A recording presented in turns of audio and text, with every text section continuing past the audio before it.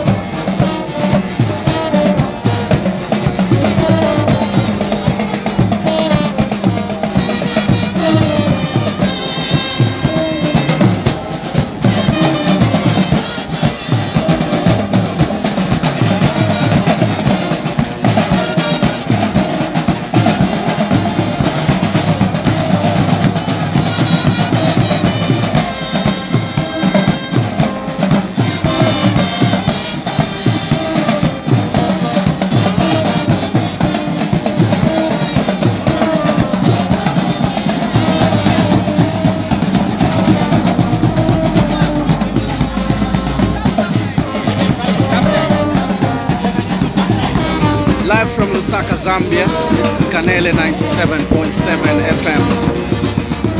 A march passes to mark this year's World Press Freedom Day commemorations here in Lusaka.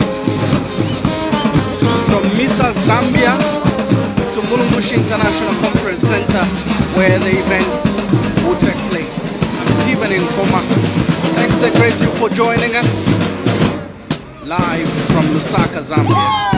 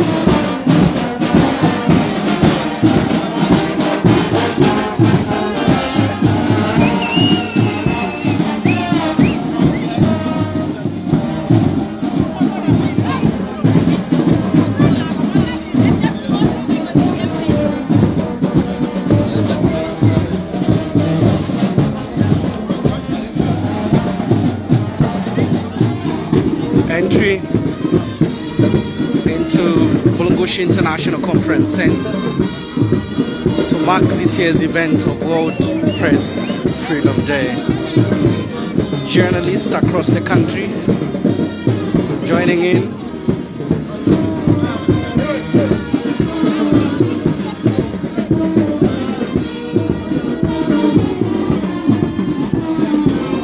Let us know where you're watching us from. This is Kanele 97.7 FM.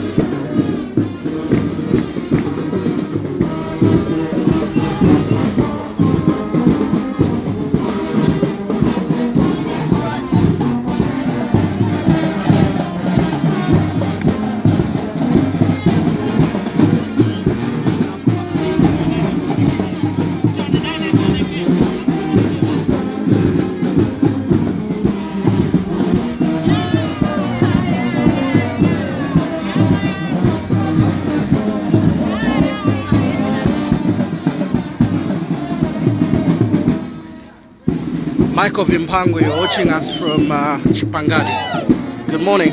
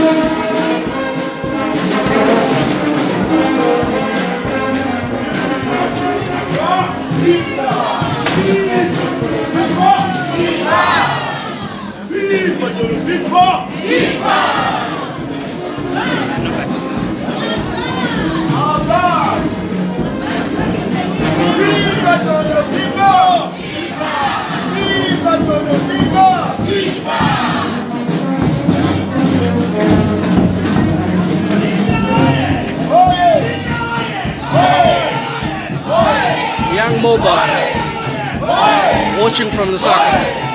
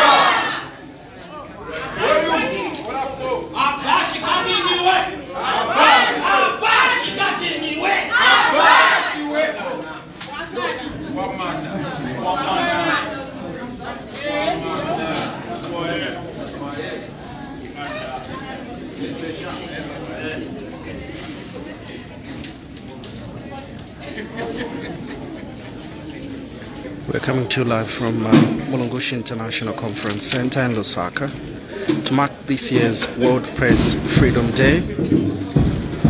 We're live on Kadele 97.7 FM. I'm Stephen in Coma.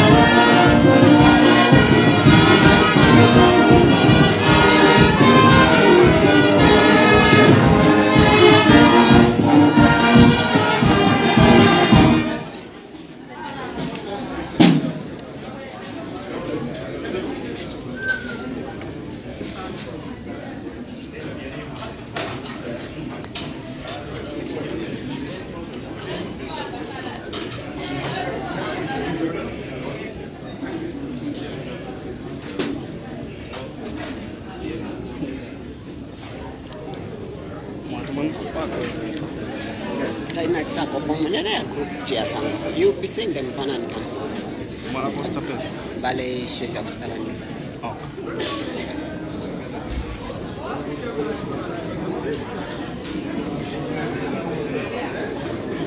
Thank you for joining us. We are live here at Mulungushi International Conference Center for this year's World Press Freedom Day.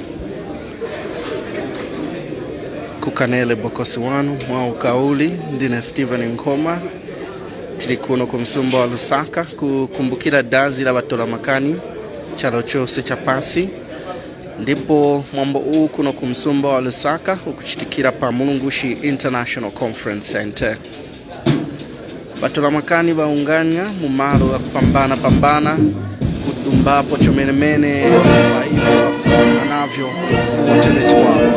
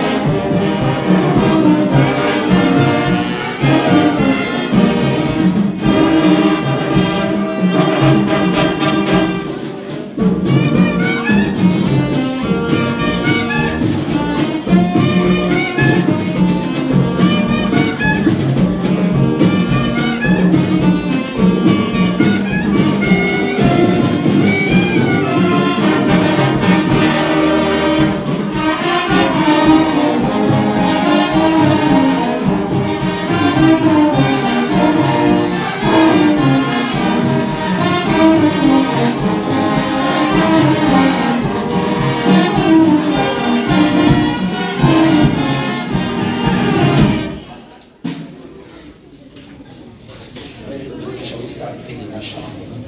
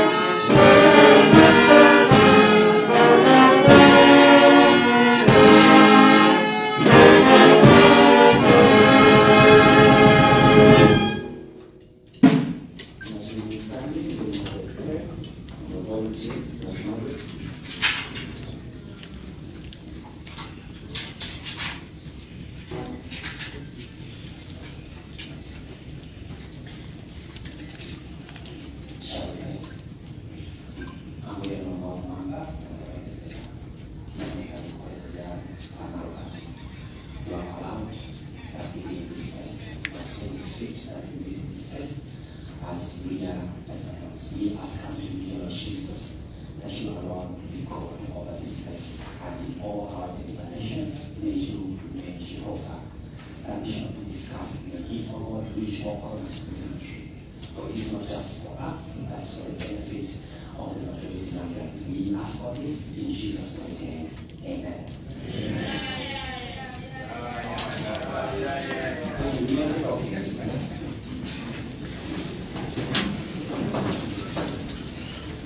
Your Excellency, Special Officer to Zambia, Mr. John Helen Wolf, I'd like to recognize the delegation on my left and just say all protocols observed. Very exciting day for many of us in the media. This year's theme, reporting in the brave new world and the impact of artificial intelligence on press freedoms and media, is not only timely but very necessary. Well, we define press freedoms in many ways, ladies and gentlemen. I find it as the ability of journalists to gather, to report, to disseminate information, but also to remain free in this very fast-changing world.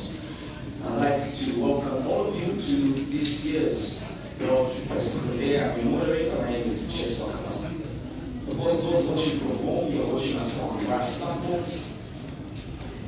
And we'd like to welcome you to this live event. Without further ado, ladies and gentlemen, I would like to ask Pastor Kennedy Marco, who is from the Media Self-Regulation Council of Zambia. You will welcome us and set the pace for today's program. I want to propose for the council. World Press Freedom Day commemoration here in Lusaka at Mulungushi International Conference Center. Thank you very much, Director of Programs. Good morning, ladies and gentlemen. I said good morning, ladies and gentlemen. Good morning. Now, I saw some beautiful placards, and since speeches are being made from here, I would request that some placards could join me behind so that we deliver the message together. That said, please permit me to observe protocol. I'd like to recognize the Swedish ambassador to Zambia, the MISA board chairperson, our media advocacy partners, that's BBC Media Action, Panos Institute of Southern Africa, Free Press Initiative, the Catholic Media Services, the President of MOAS, the Chairperson for the Media Ethics and Complaints Committee, and a special recognition to the champion of press freedom who has decided to join us today, Dr. Fred Membe, distinguished invited guests, members of the press, you the owners of this day. I just want to say, ladies and gentlemen, good morning. I welcome you all to this year's World Press Freedom Day, being celebrated under the theme Reporting in the Brave New World, the impact of artificial intelligence on press freedom and the media. The theme couldn't be more timelier than now.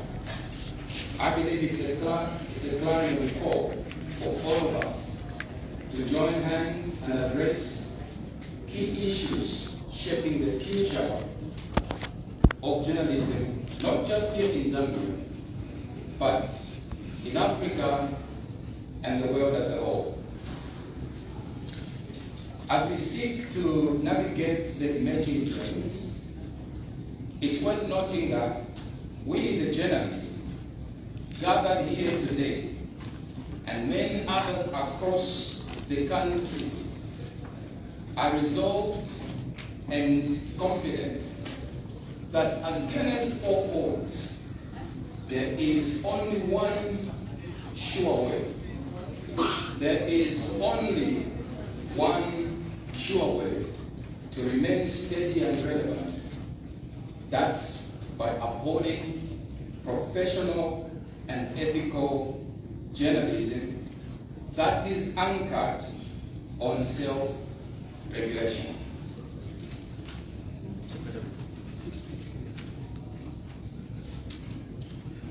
It is therefore pleasing to state that in Zambia today, journalists are celebrating the World Press Freedom Day, having agreed upon a professional journalism code of ethics that calls us to a higher standard of accountability and responsible journalism.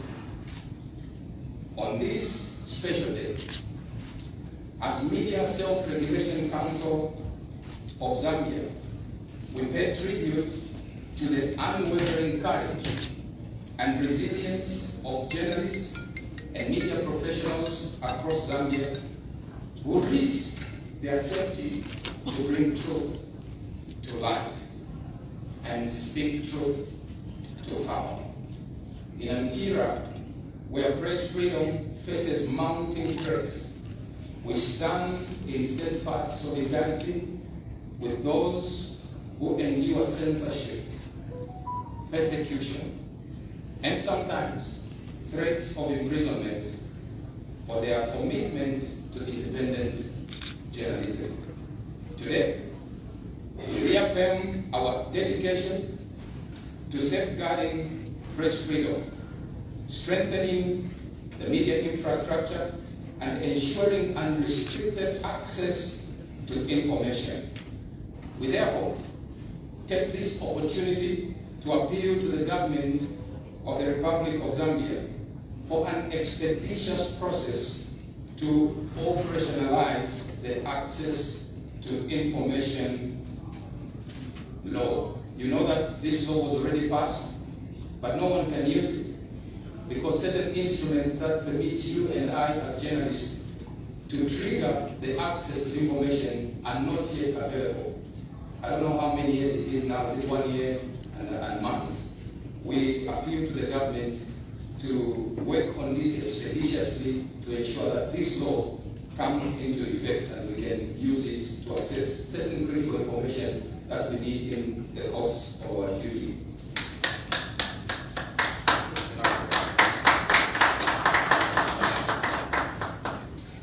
We are concerned with the growing trend of misinformation and disinformation as they pose a serious challenge to democratic discourse.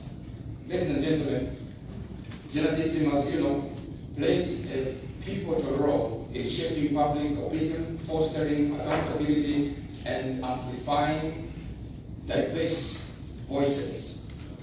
Yet, journalists continue to confront immense obstacles in their work. Again, we call upon the government and other institutions and society at large to uphold and protect the rights of media professionals. It is not a crime to be a journalist. Lastly, as I end my welcome and opening remarks, today you have seen placards, some of which are behind me here, and well displayed during our brisk walk into this magnificent Mulungushi International Conference Center. We ask a moral question. Even as the Bible says, two cannot walk together unless they agree. You know that traditionally, this event would always take place somewhere at the Freedom Statue. But we asked ourselves a moral question. How do we join hands and work together with a few of our colleagues who have chosen to be holding dark corner meetings and lobbying for statutory regulation that criminalizes the very practice that you want to celebrate today on this World Press Freedom Day? So we chose to listen to our conscience and said, two cannot walk together unless they agree. The message couldn't be more clearer than this. Journalists have spoken loudly, even on this World Press Freedom Day. And the message is no to statutory regulation.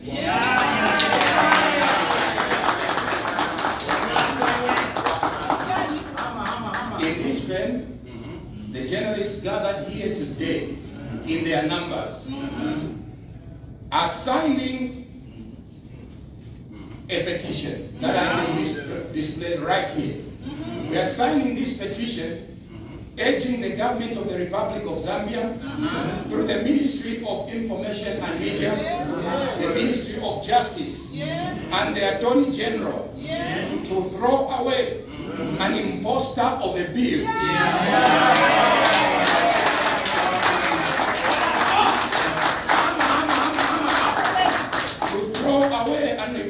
of a bill that has been calling for statutory regulation, which we, the journalists, do not recognize. We don't know who drafted it. We don't know where they met. We don't know who funded them. We don't even know their motive. But here is a message in unison. We say no to statutory regulation. Once again, ladies and gentlemen, on behalf of the Media Self-Regulation Council of Zambia, welcome to the World Press Freedom Day. I thank you.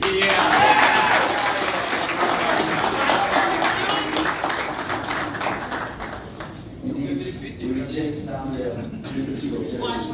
policy of holding that poster. I don't want to propose that, ladies and gentlemen,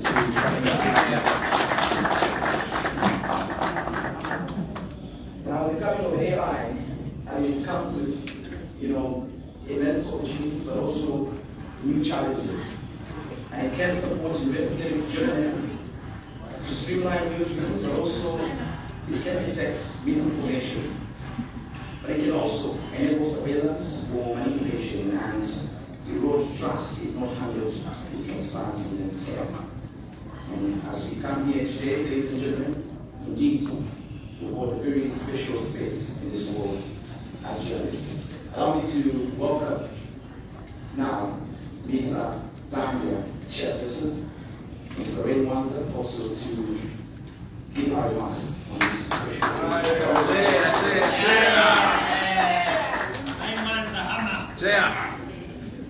Just to mention that we're also live on various platforms, the Actions Media, we're also live on Diamond Media, Diamond TV now.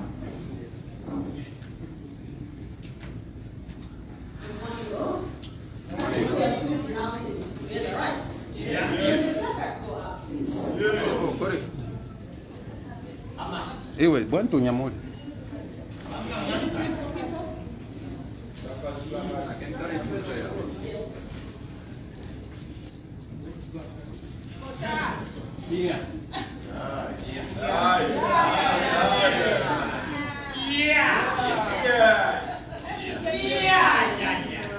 Ini naita mika.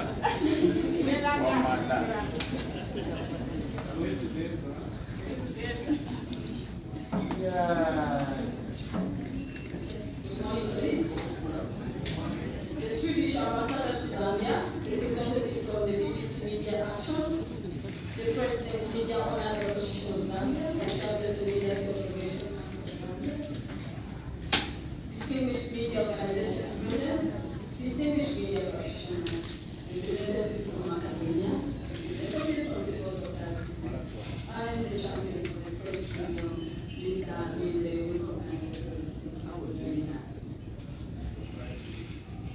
Ladies and gentlemen, good morning.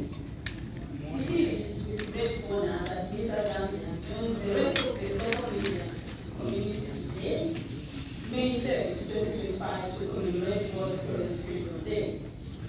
This year's theme, reporting in the brave new world, the impact of artificial intelligence on press freedom and the media, invites us to reflect not only on the opportunities presented by the new technologies, but also the profound challenges they pose to journalism, truth, and democratic accountability. Artificial intelligence, AI, is undoubtedly transforming the media landscape from AI-powered news writing and translation to deepfake technologies and automated content moderation. AI is reshaping how news is produced, distributed, and consumed. But with this transformation comes a critical question.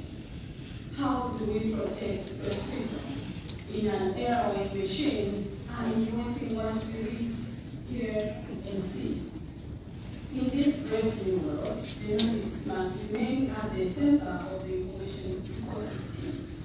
While AI can support investigative work, streamline production, and enhance data analysis, it must not replace the core journalistic values of accurate, fairness, independence, and accountability. Let us also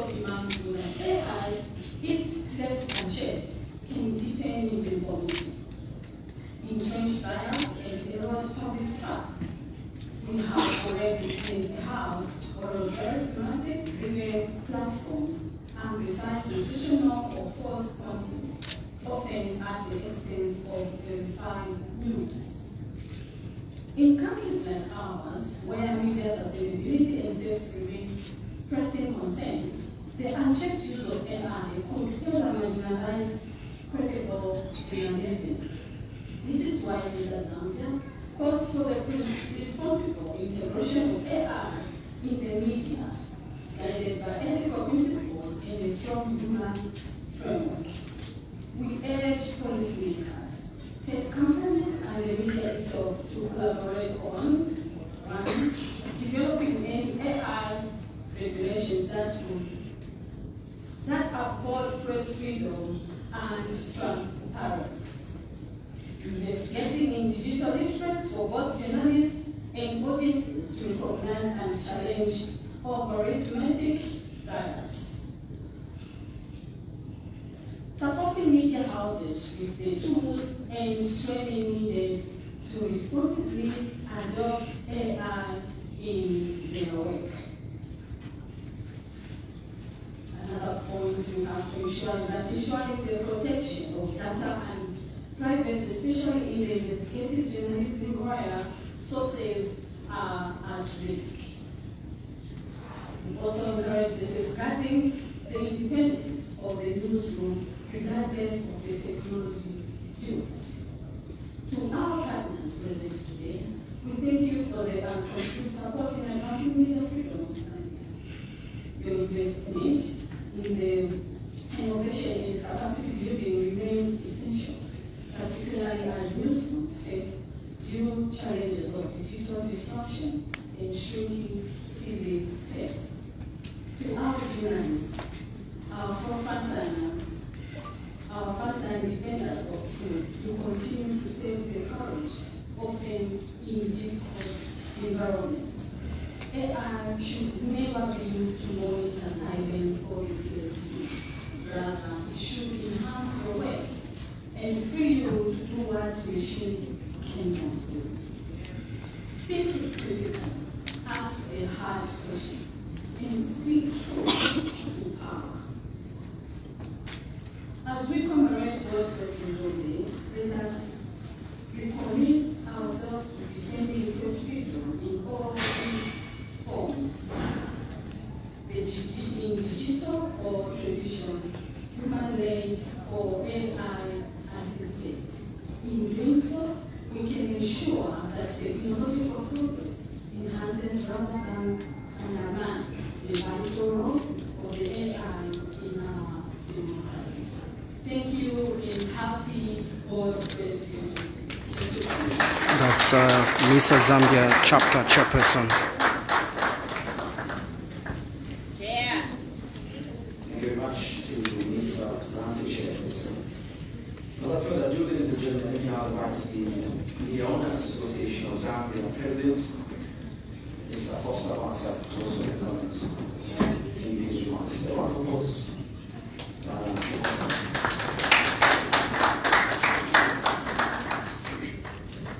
Live here at Mulungushi International Conference Center for this year's World Press Freedom Day. Thank you for joining us.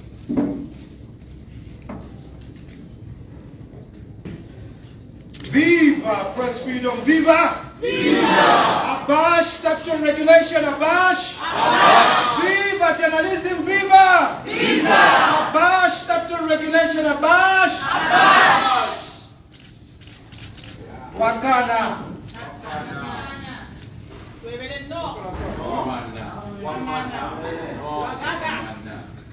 Fellow journalists and fellow scribes, allow me to write on the protocols already observed. Today indeed is a very important international day, celebrated world over by journalists like me and yourselves. But a very, very sad chapter for us in journalism in Zambia. Fellow scribes and fellow colleagues, I am but one of you. I see most of you in here who have fought journalism battles with me in the trenches together. I see many of you here with me who have been harassed by police, harassed by cadres together. And to be told today by people who've not seen a newsroom in over 30 years, by people who have not even seen a newsroom, that what is good for us 20, 30 years after we fought for self-regulation is the ZIJ bill, Abash. Who are they representing? Whose interests are they speaking for? I laugh and I frown upon sentiments. Today, as I stand as President of Media Owners Association, we have been accused that we are against this bill because we are not journalists. Some of us, including myself today, who continues to practice, understand more of what it takes to not only be a reporter, but to also run a media house professionally, rather than those out there who are having dark corner meetings and have never paid a salary before. They don't even know the price of a transmitter. They don't know the price of a camera. They do not know how much it takes to pay NAPSA. They do not know how much it takes to pay NIMA. They do not know how much it takes to pay ZRA. They do not know what it takes to find salaries and not pay journalists. Who are they to speak for you? Who are they to speak for you? This illusion of making you believe that journalists are not intelligent enough, that journalists cannot understand the difference between professional ethics and labor matters. Abash, ladies and gentlemen, we are more intelligent than that. We are more intelligent than that. We are more intelligent than that.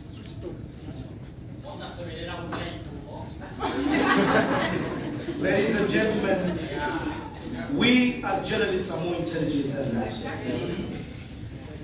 I have been practicing now for 20 years. I was general manager when Movie TV was closed down. I was a journalist when Comrade Fred Membe and the Post were shut down. So I've been there, I've done it, and I've seen it. For people to come and say that we are against better conditions of service for journalism is a blue, total white lie. And I'm telling you that as long as I'm president of the Media Owners Association, I am but one of you. And I know I was given a challenge by colleagues here, the journalists who spoke a few weeks ago, that media owners need to start talking not only about press freedom, but not only journalists, but bettering the conditions of the media. Colleagues, I am not a politician, but I'm here to just say we are committed to working together. Because even as an owner of a media business, you cannot write stories alone. You cannot film alone. The music will not play itself. The transmitters will not service themselves. We need each other in partnership, both as employers and as comrades and as colleagues. Colleagues, I am aware of the problems. I'm aware of delayed salaries. I'm aware of issues to do with no contracts. I'm aware of issues to do with transport challenges. But ladies and gentlemen, speaking on behalf of media owners, especially the private sector, we are committed. And what we can say when we promise commitment is that now, through the office of the Secretary General there, we are 1 year into office. We are not a union, but we are a membership-driven organization. We will begin to engage. We will begin to engage our colleagues from different media houses, trying to understand the challenges of compliance, the challenges of business. I need to be very honest with you. Many of you did highlight that the media has been facing challenges since COVID. We continue to face a lot of challenges in the electronic media now with load shedding. But all those issues, through partners like Panos, through partners like ABC Media, actually it's unfortunate now that we do not have USAID and interviews. Issues of good corporate governance, issues of proper business models in the media are things that we're looking at. Colleagues, I need to be very honest. When we came into office, media in this country was not considered a business. It has never been considered a business. It has never been considered an industry. This is why today, even when we walk into offices like the Ministry of Commerce or elsewhere, and we want to discuss issues of tax incentives, we want to discuss issues of improving the environment, the first question they ask is, what do the reporters want? Because they don't consider it a business. If other industries like manufacturing, if other industries, including musicians, can get tax incentives, why can't you in the media get incentives on newspaper print? Why can't you in the media get incentives on other things? And those are issues of compliance. But colleagues, even as we boldly say that we are committed, we are aware that yes, there are some among us that are not treating us as colleagues correctly. We will share a hotline through the Office of the Secretary General so that she can anonymously just inform us, and we promise that we will have a sit down and engage. I commit to you that despite being an honor today, I still continue to practice. The day I told myself that I will bring dignity and excellence to journalism is the day I was interviewing a politician. I will not say who they are. And at the end of the interview, they went into their pocket and gave me a 50 kwacha, and I refused. Colleagues were not worth 50 kwacha. No. Colleagues were not worth 50 kwacha. No. Even the issue of Bladizo colleagues can finish if we put in jeopardy. But for us to work together, colleagues, for us to work together, media has to be run professionally, media has to run as a business, and the government needs to create an enabling environment that just as they treat other industries, so should the media be treated. Colleagues, much has been said about artificial intelligence, so sorry Secretary General, I'll not read the speech, because I'll be failing in my duties if I don't answer my colleagues while I was challenged. President, speak of conditions of service. Together we win. No business succeeds or thrives without a happy workforce. And I agree, and I've always been saying this, a hungry journalist is a danger to society. Colleagues, even as we celebrate, hold us to account in the next 1 year. We will give you the hotline, call us, and we will engage our members on the challenges. I'm not saying it will be easy. There are compliance issues, but we are resolved, we are bold enough, we are knocking on doors, starting from State House to ZRA to ZPPA, until we get a conducive environment so that you and I can get fruit from our labor. Colleagues, with that message, again I'm humbly saying, let us work together and win this battle. As we celebrate World Press Freedom Day, I would just like to echo the words of the chairperson. Abash statutory regulation. Abash.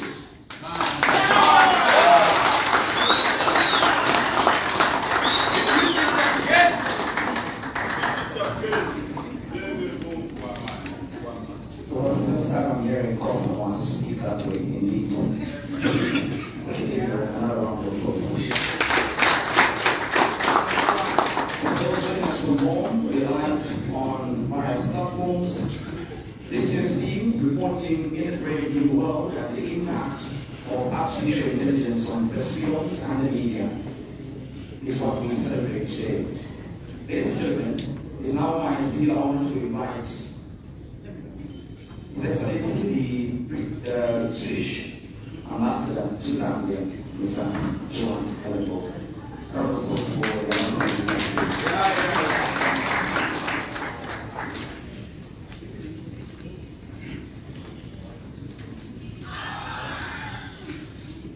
Thank you and good morning everyone. Please let me remind on the protocols that were already established.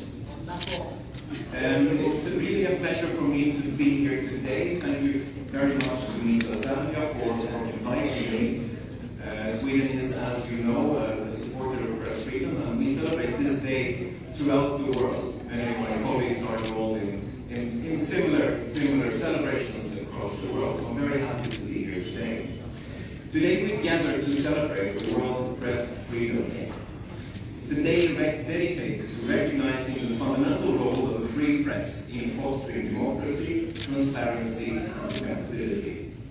Today is also a tribute to journalists who acknowledge their courage and dedication in pursuing the truth.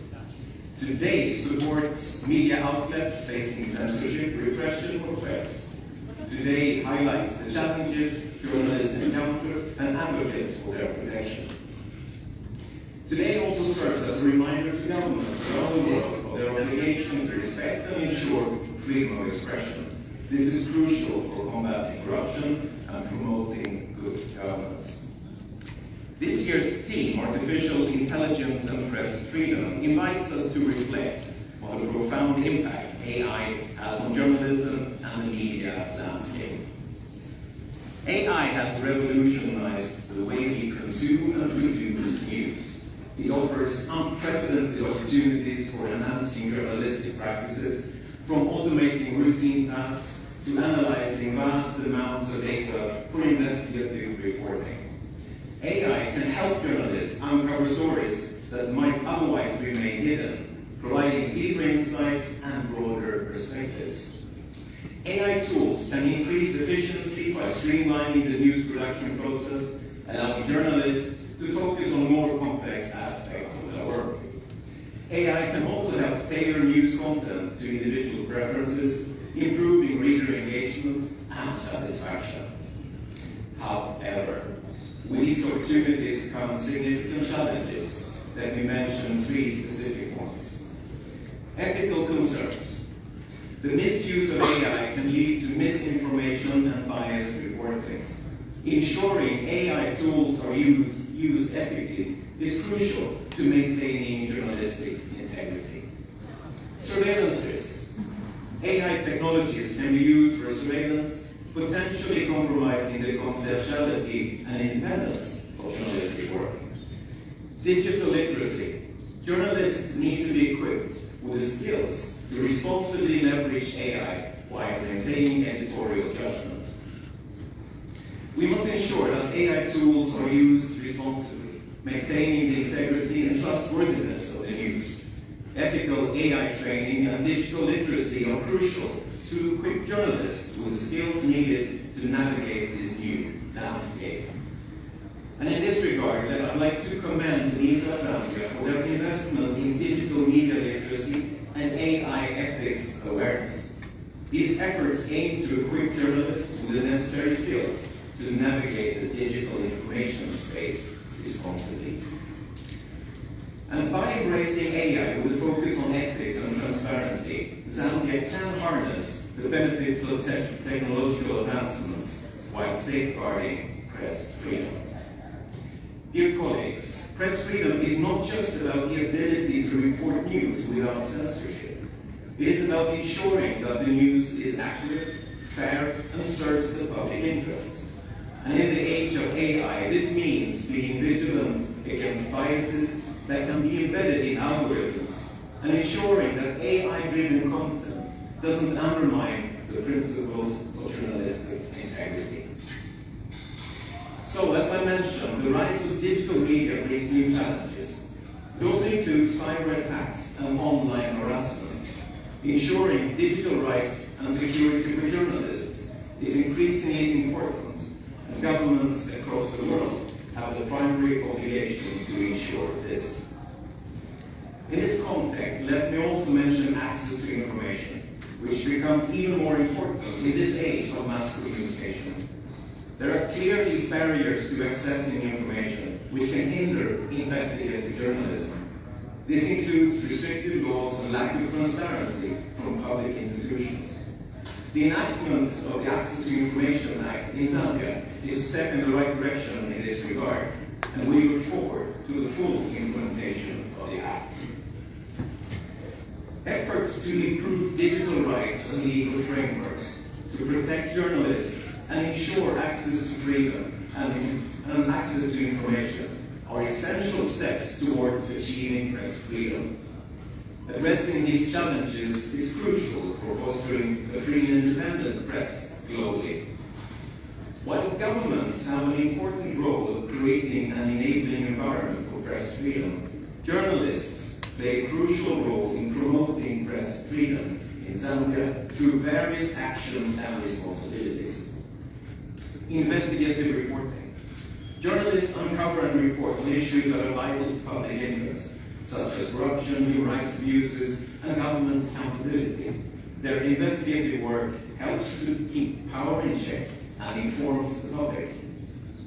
Advocacy and awareness. By highlighting the importance of press freedom and the challenges faced by the media, as you are doing today, journalists advocate for a more open and supportive environment. They raise awareness about the need for legal reforms and protections for media personnel. Grassroots mobilization. Journalists often collaborate with grassroots movements and organizations to push for media reforms. These reforms can lead to significant changes, such as the successful passage of the ATI bill. Training and education. Journalists contribute to the education and training of their peers, enhancing skills in ethical journalism, digital security, and media monitoring. This helps to build a more resilient and informed media community. Documenting violations. By tracking and reporting violations against press freedom, journalists help to hold perpetrators accountable and bring attention to the need for better protection. Finally, promoting ethical standards. Upholding high ethical standards in their reporting ensures that journalists maintain credibility and trustworthiness, which are essential for free and independent press. Through all these various actions, journalists here in Zambia can play a pivotal role in advancing press freedom and ensuring that the media can operate without undue restrictions. In this context, let me also reflect a little on media regulation, obviously an issue that has been discussed here for a long time. To promote ethical reporting and shape a media environment that encourages professional and brave journalists, the experience from my country, Sweden, is that self-regulation is the right path. By and large, this system has served us well, and it prevents undue influence from the government. And I'm happy to know that the government here has spoken clearly in favor of self-regulation. In Zambia, Sweden has supported work to increase press freedom by ensuring appropriate legislation, policy, and practice, but also building the capacity of journalists and media houses, as well as using the media as a platform for informing citizens and holding leaders to account. This has mainly been done through NISA Zambia, BBC Media Action, the Free Press Initiative, and the Mapping Day Center for Investigative Journalism. Our support towards anti-corruption, as well as general civil society support here in Zambia, complements this work.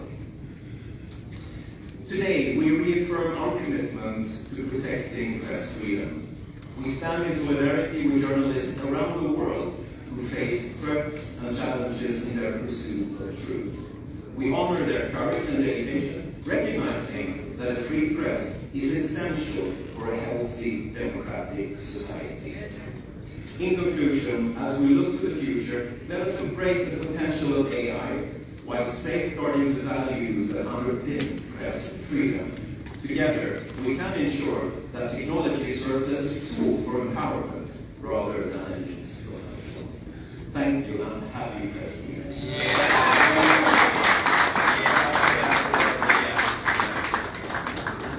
Thank you very much, Ambassador.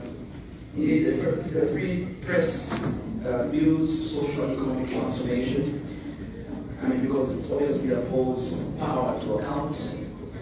It holds power to account to inform the public, but of course it encourages transparent dialogue that drives progress in a country like ours. We're now going to get into a panel discussion. It will be led by my colleague Charles Mutonga. We will speak to issues around promoting ethical journalism, issues around self-regulation, of course issues around the newsrooms, AI, and so on. So we will have a set of questions from Charles. But of course, this is a discussion for everyone. And so if you've got a question, please feel free to interact and feel free to be a part of this conversation. Over to you, Chair.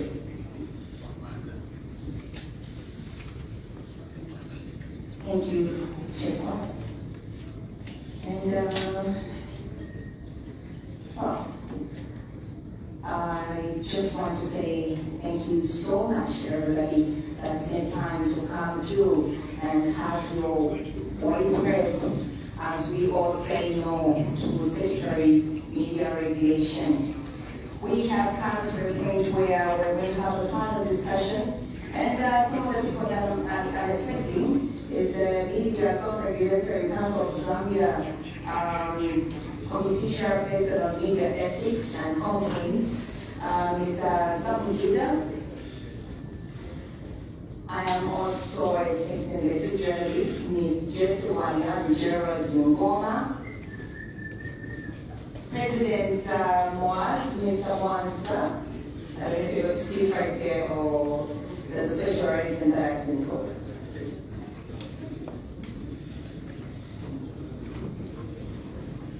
Okay, the central still is very happy.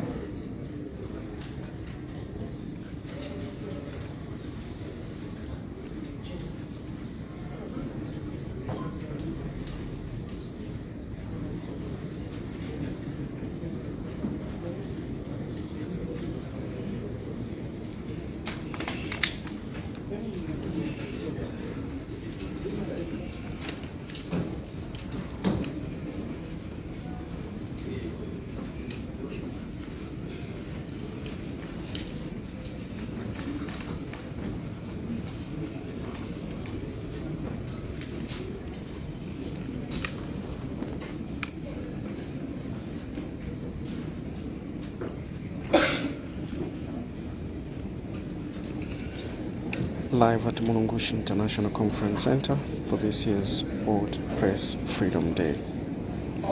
This is Canada 97.7 FM. So right now, as we have all been told, this year's theme for the World Press Freedom Day is reporting in the brave new world, the impact of artificial intelligence on press freedom and the media. For me, it's the reporting in the brave new world. And here we find ourselves with people like the Moaz president, the Media Self-Regulatory Council of Zambia, we've got MISA, we have Free Press Initiative, and we also have our colleagues, the journalists themselves. This is a battle that has been fought before. I think 20 plus years before now, we had a time when the media had to fight the need for statutory regulation once again. But we find ourselves in this situation again where there is this reintroduction of the need for statutory media regulation. Maybe let's start from there. I would love to start from Mr. Judah. Maybe just tell us. The majority of the people that are here are people that we spoke to last Thursday, and we did not have a clear background of how we found ourselves with this Zambia Institute of Journalists view. How did we find ourselves here? Thank you, Charles, and good morning, colleagues. Let me first of all start by appreciating the progress of this year's World Press Freedom Day celebration. The impact of artificial intelligence on press freedom in the media. It's a very timely subject. However, like you pointed out, our attention has been detracted by the Zambia Institute, the bill that is being floated now.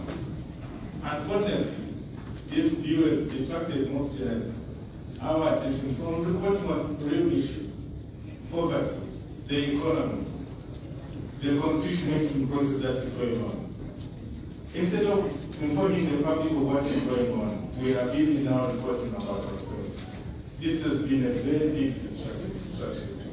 And like you are pointing on, how did we find ourselves here? How did we get where we are? I think one of my colleagues was sitting and said, what time of the day did the journalists meet to discuss that? I think that is the concern that who was consulted in coming up with that project. For me, the way I look at the whole view that you're looking at, I think it was I would say it was a tactical retreat to our colleagues. Remember, there's been this issue of statutory regulation and self-regulation. And I think at this time now, the trend for self-regulation is taken off. The media in Zambia is regulating itself. I think we're in full pace, full throttle, we are running. The code of ethics has been prepared. And it was last year it was presented to the Minister of Information. The journalists, most of the majority of the journalists have said, we want to be accountable and we'll be accountable. And we're not shy of being held accountable. And they presented the code of ethics to the Minister. Very elaborate code of ethics. And I'd like to point out one thing. I think from my time in the newsroom, I think this was a rare moment where we had journalists coming to agree to a code of ethics where most of the media institutions in Zambia, and I think Fred will agree with me here, I think that was one of the biggest challenges that we had, making all journalists agree to one code of ethics. But for once in Zambia, we have the majority of journalists subscribing to one code of ethics, which has been presented and very elaborate, where journalists are saying we shall hold ourselves accountable. Even the issues, some of the issues that the MOAS chairperson spoke about issues of transport issues, some of those things are there in the code of ethics and how judges should be able to treat those situations. I must confess, I'm hearing that the legal that has been created of it being called Blarizo. I'm hearing it for the first time. I never left it when I left the newsroom, and I don't think so. I've been in the newsroom for far too long. Yes. Journalists cannot say they don't know it. I don't think Fred even knows it, but these are some of the things which are in the code of ethics and how they need to be dealt with. So, I'm just giving a background of where we are and how the trend has moved. The journalists are regulating themselves. But then, realizing that the trend for self-regulation has moved, the battle for state-regulation has been lost.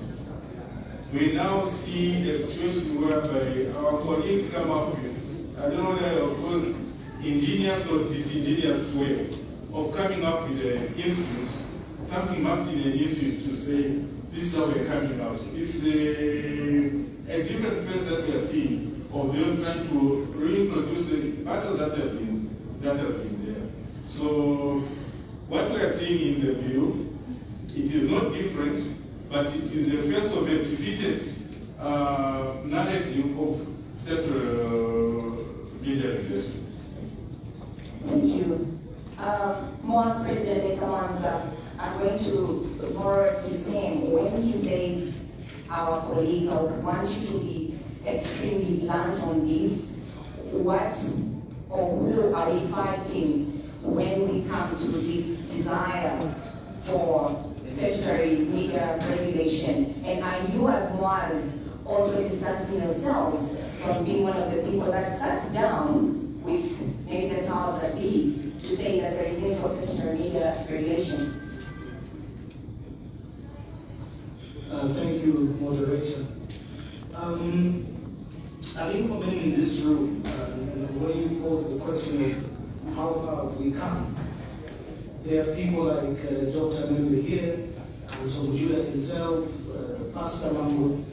The issue of how to look at, I don't want to call it regulation, but the professional code of conduct for journalists, I think how we should self-regulate, has been a debate for over 30 years in this country. To say, Charity, that there's no statutory regulation in this country is a lie. There is already statutory regulation. There is statutory regulation. The IBA is an act, and it regulates radio and TV. The ZNBC is an act, and it regulates the mandate of ZNBC. So I think over the years, what we're trying to harmonize is when we bring in some of these regulations, how does the media uphold their constitutional rights? Remember that in Articles 20, if I'm not mistaken, we have what are called inherent rights. It's not the government to give the people the rights. You are born with the inherent rights of freedom of expression. Now, we are supposed to strike a balance between these subservient pieces of legislation, such as the IB Act and the constitutional freedoms. In other jurisdictions, freedom of expression is actually embedded in freedom of the press.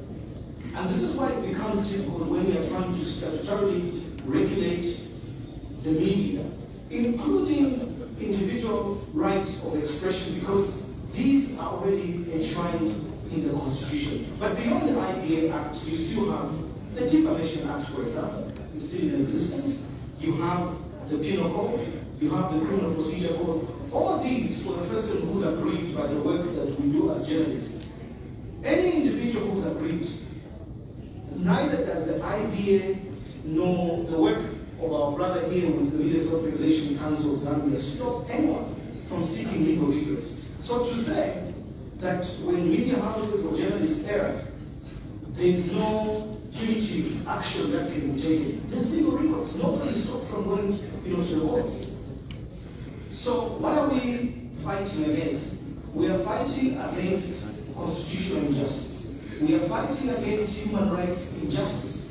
For somebody to introduce a bill that criminalizes you from getting employed in charity is what we're fighting against. Because today I'm being told that as an employer, I should first register with this institution before I employ you. That you, as a person with a skill or a craft, should register with this institution before I employ you. Again, that violates your constitutional rights of freedom of association. Why should you be forced? Even unions, you choose which one to join, whether you want or not. What are we fighting against? These are the things which we fought in Zambia, where we were told that under a statutory instrument, a minister shall have say in the renewal of the license for me to practice. Now, I hear people compare journalism to other professions like engineering, medicine, and so on. It's very easy to cite negligence in some of these very straight-line professions. But the job that we do, unfortunately, what I can say is whether it's relative or subjective, it's socially emotive in that it depends on the feelings, on the perceptions, usually of the powers that be. Imagine if on a Sunday and I'm hosting COSA, and I grill a Minister of Information, and my license expires in a week's time. What will happen to my right to practice? How do I feed my family? So this bill is telling you that your ability to, first of all, enjoy your constitutional freedoms and also practice your craft is dependent on somebody signing to you to survive. Legally, it cannot. So we are coming from a place where we stood up, we spoke against the Zambian bill, it was withdrawn from the Ministry of Justice. This that comes from Judah said is just a redone or redrafted Zambian bill that now we fought to say there was no consultation, now has been taken. You've seen the document that we circulated. It's been stamped secret. It's been stamped secret. Why should it be a secret document if it's supposed to be for the public good? Journalism should be for public interest. That's usually our defense. We do our job in public good. They're saying, the lawyers know better, that now through the Attorney General and drafters from the Ministry of Justice, it's a private member's bill. Who in their right mind as parliamentarians, they should tell us which member of parliament is backing this bill to have the motion? In fact, the Ministry of Information should be telling us why they are entertaining this group of colleagues who have not consulted. In fact, they are telling you, they are calling you sponsored young people. They are sponsored.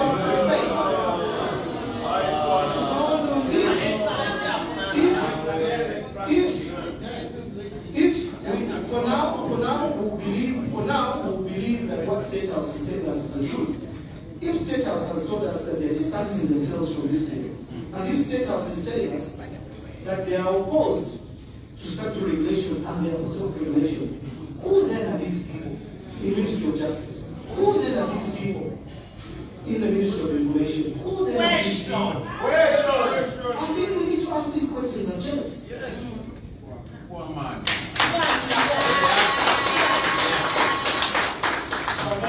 Free Press Initiative, maybe what I want to ask right now is the media free in Zambia as it stands?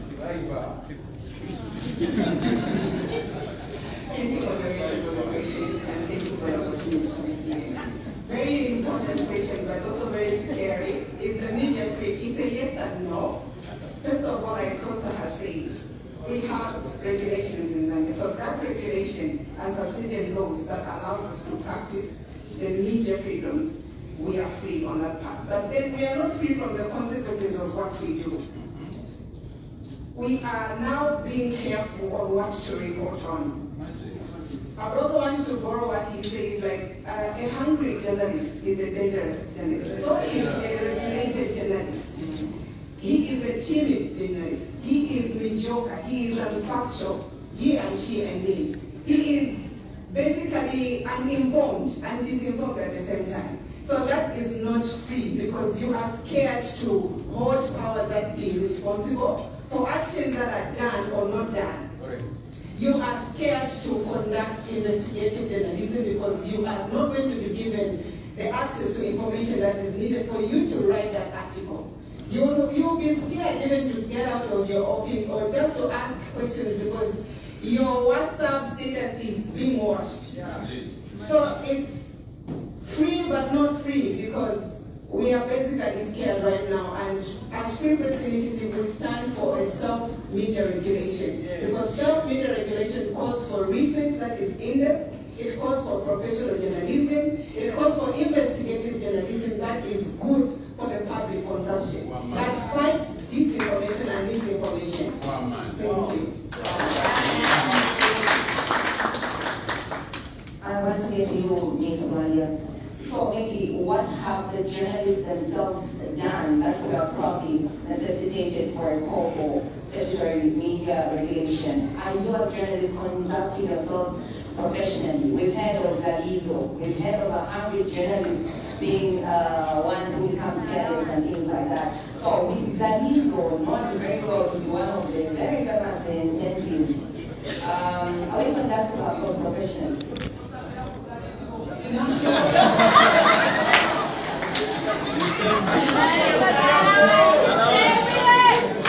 not a joke. Don't laugh. It's not a joke. It's not a joke. Don't laugh, guys. This is serious.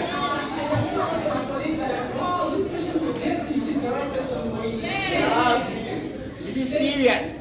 Thank you very much. I like how the council and the MOAS president has given background how this whole laws came up. I was among the people in 2019 that actually were among the people who were deceived into voting for statutory regulations. By then, the only thing that we thought was that we are going to have the power as media, but through the state. But when the bill came out, we realized that we were taking ourselves to the gallows, and we withdrew. Over the years, maybe because our friends were admiring the Zambian Institute of Public Relations, they decided to put some trees here so that they can also come up with their own PPROs or something, I don't know, come up with their own board and try and make themselves elevate from lecturers to principals, because most of the people calling for this are not terms and practices. They are just in their offices, they are off airports, sipping on some coffee, and they want to come here and make decisions which they are just using 20 years ago. So, as a field reporter, I feel I stand for most of my friends who are everybody as a but we are passionate about journalism, and we try to stay afloat. Now, I'll talk about your question. Your introduction was about the design. I'd like to let the people know what the reason is. So, the reason is initially an allowance that is given to a journalist. It is either transport allowance, it is either maybe if you attend a workshop. It's more like equivalent to when civil servants or ministers or people in parliament sit down and discuss.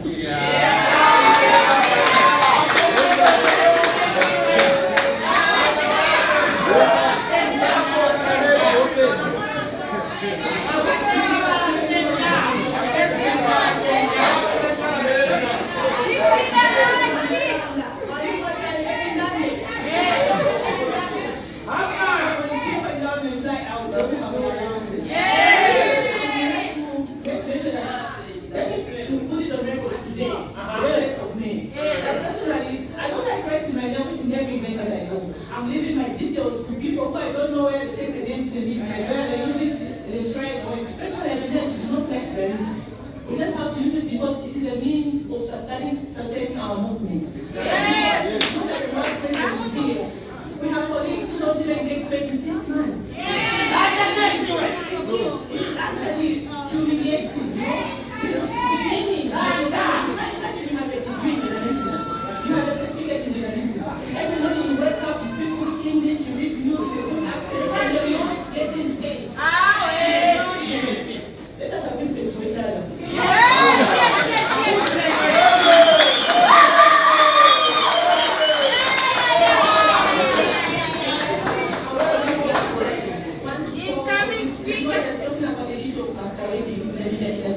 They're having people who have allegedly zero experience in journalism. They just walk in, maybe they start screaming, they start doing ABCD, and then they're saying, no, I cannot go to school, spend 4 years, 3 years, and then when we reach an event, someone who's got zero experience in journalism, they all say they're journalists, and then the other issue again, the society for the journalism, that is not fair. But let us understand that press freedom is not just for journalists. I know this is going to be controversial. I want us to understand this. Press freedom is a fundamental human right. This is why, like he said, it is tied to freedom of expression. The way I'm dressed today is a way of expressing myself.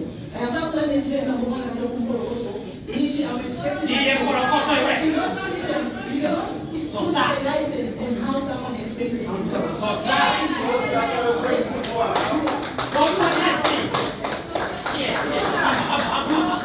of them have been, I've been having a overwhelming response, even for the people who are also pushing for the journalism. They gave an example to say, even Kenya or West is everywhere.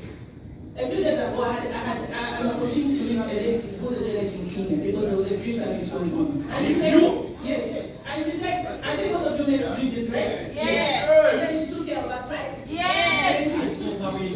I asked her a question, I was like, you guys are constitutional because the people in my box said, Kenya is doing it. They have statutory regulation and everything is going back. I was like, we do have the budgets, but we still have the masqueraders. People even masquerade medicine. Imagine someone for 10 years masquerading as a doctor, even commemorations. And a lawyer. Somebody even as far as going to the army and saying I'm recruiting. You know? The issue of masquerading is something that we as a media can deal with. In self-regulation, this is why we also have visa trains journalists. It trains journalists to ensure that even those people, you know that people, journalism is a calling, no longer a police. We do have one so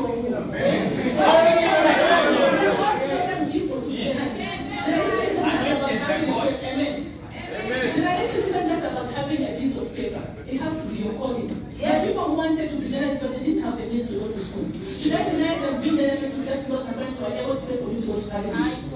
Is that right?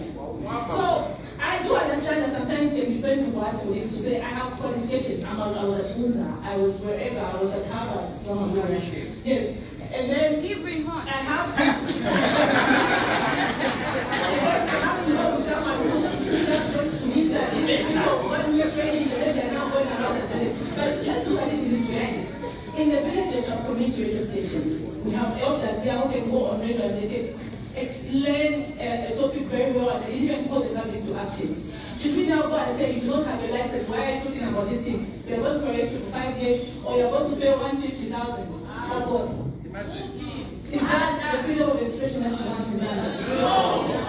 You know, the most embarrassing thing about this whole scenario is that they wouldn't even went after Press Freedom Day. It was 2 weeks or 3 weeks prior to this important. Did you know people died for us to have Press Freedom Day? Yeah. It's not just a rumor. People are still dying for Press Freedom Day across the world. But our own people, one of our own, this thing was not related to mystery when Lusaka. Sorry. One of our own, not even an outsider, one of our own is putting a noose around Press Freedom. Press freedom is not just for journalists. I want you to understand this. Press freedom is everyone's right. Imagine one day you woke up and your sources were afraid to give you the interview. Or you woke up and there was no one to talk to you. Or you even rejected the newspaper and said, no, we will not want to be newspapers. Where will you as a journalist? Who will you come? Who will you speak for? Who will you stand for? So, my friends and I would like to mention that we don't even like journalism. More just pay us enough. We'll stop getting it.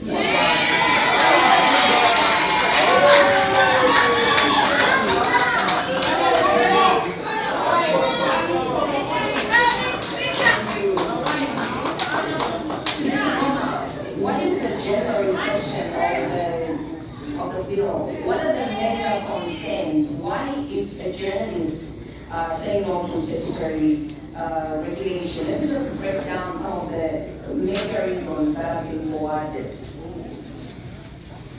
Good morning, my colleagues, and Mr. President, you should allow us to form an advisor and organization with the champions. To advocate for that reason.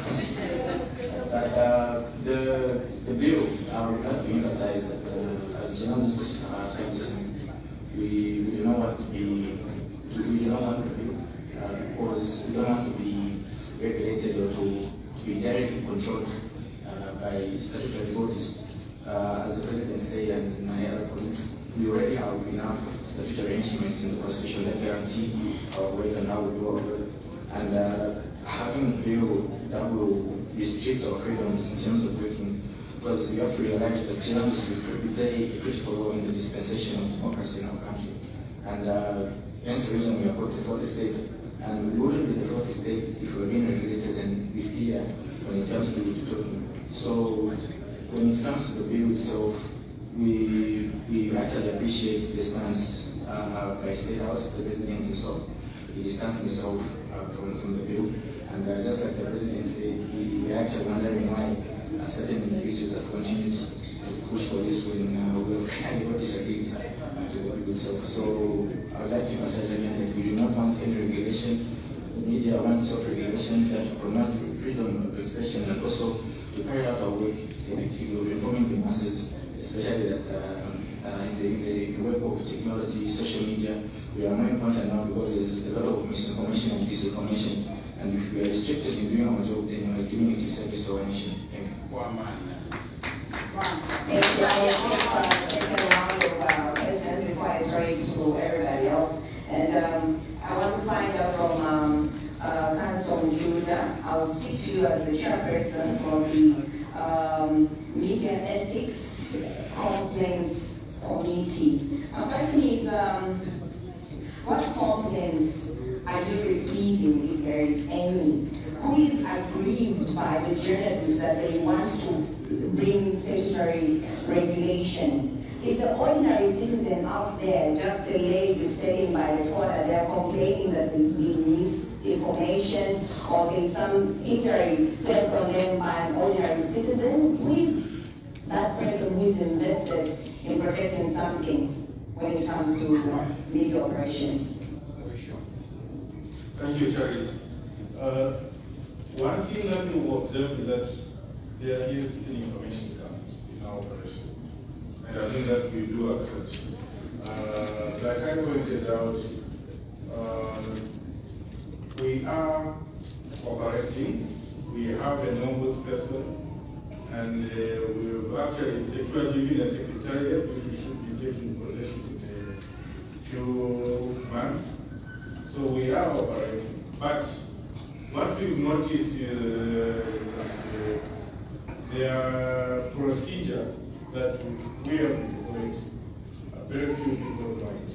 And during the last AGM that we had last week, I met one colleague and I was just explaining to them our procedure, even them using as well, they do not understand it. not good, even from the government point of view. The procedure, first of all, is that there has to be a complaint. For the make to move, somebody has to complain. Somebody has to complain, for instance, to say, IP did this, and this is my complaint. And we will not be able to move on our own. So I've seen statements such as, MISA is not doing anything. So people expect MISA to take up a complaint on behalf of the person and bring it up to them. It will not happen that way.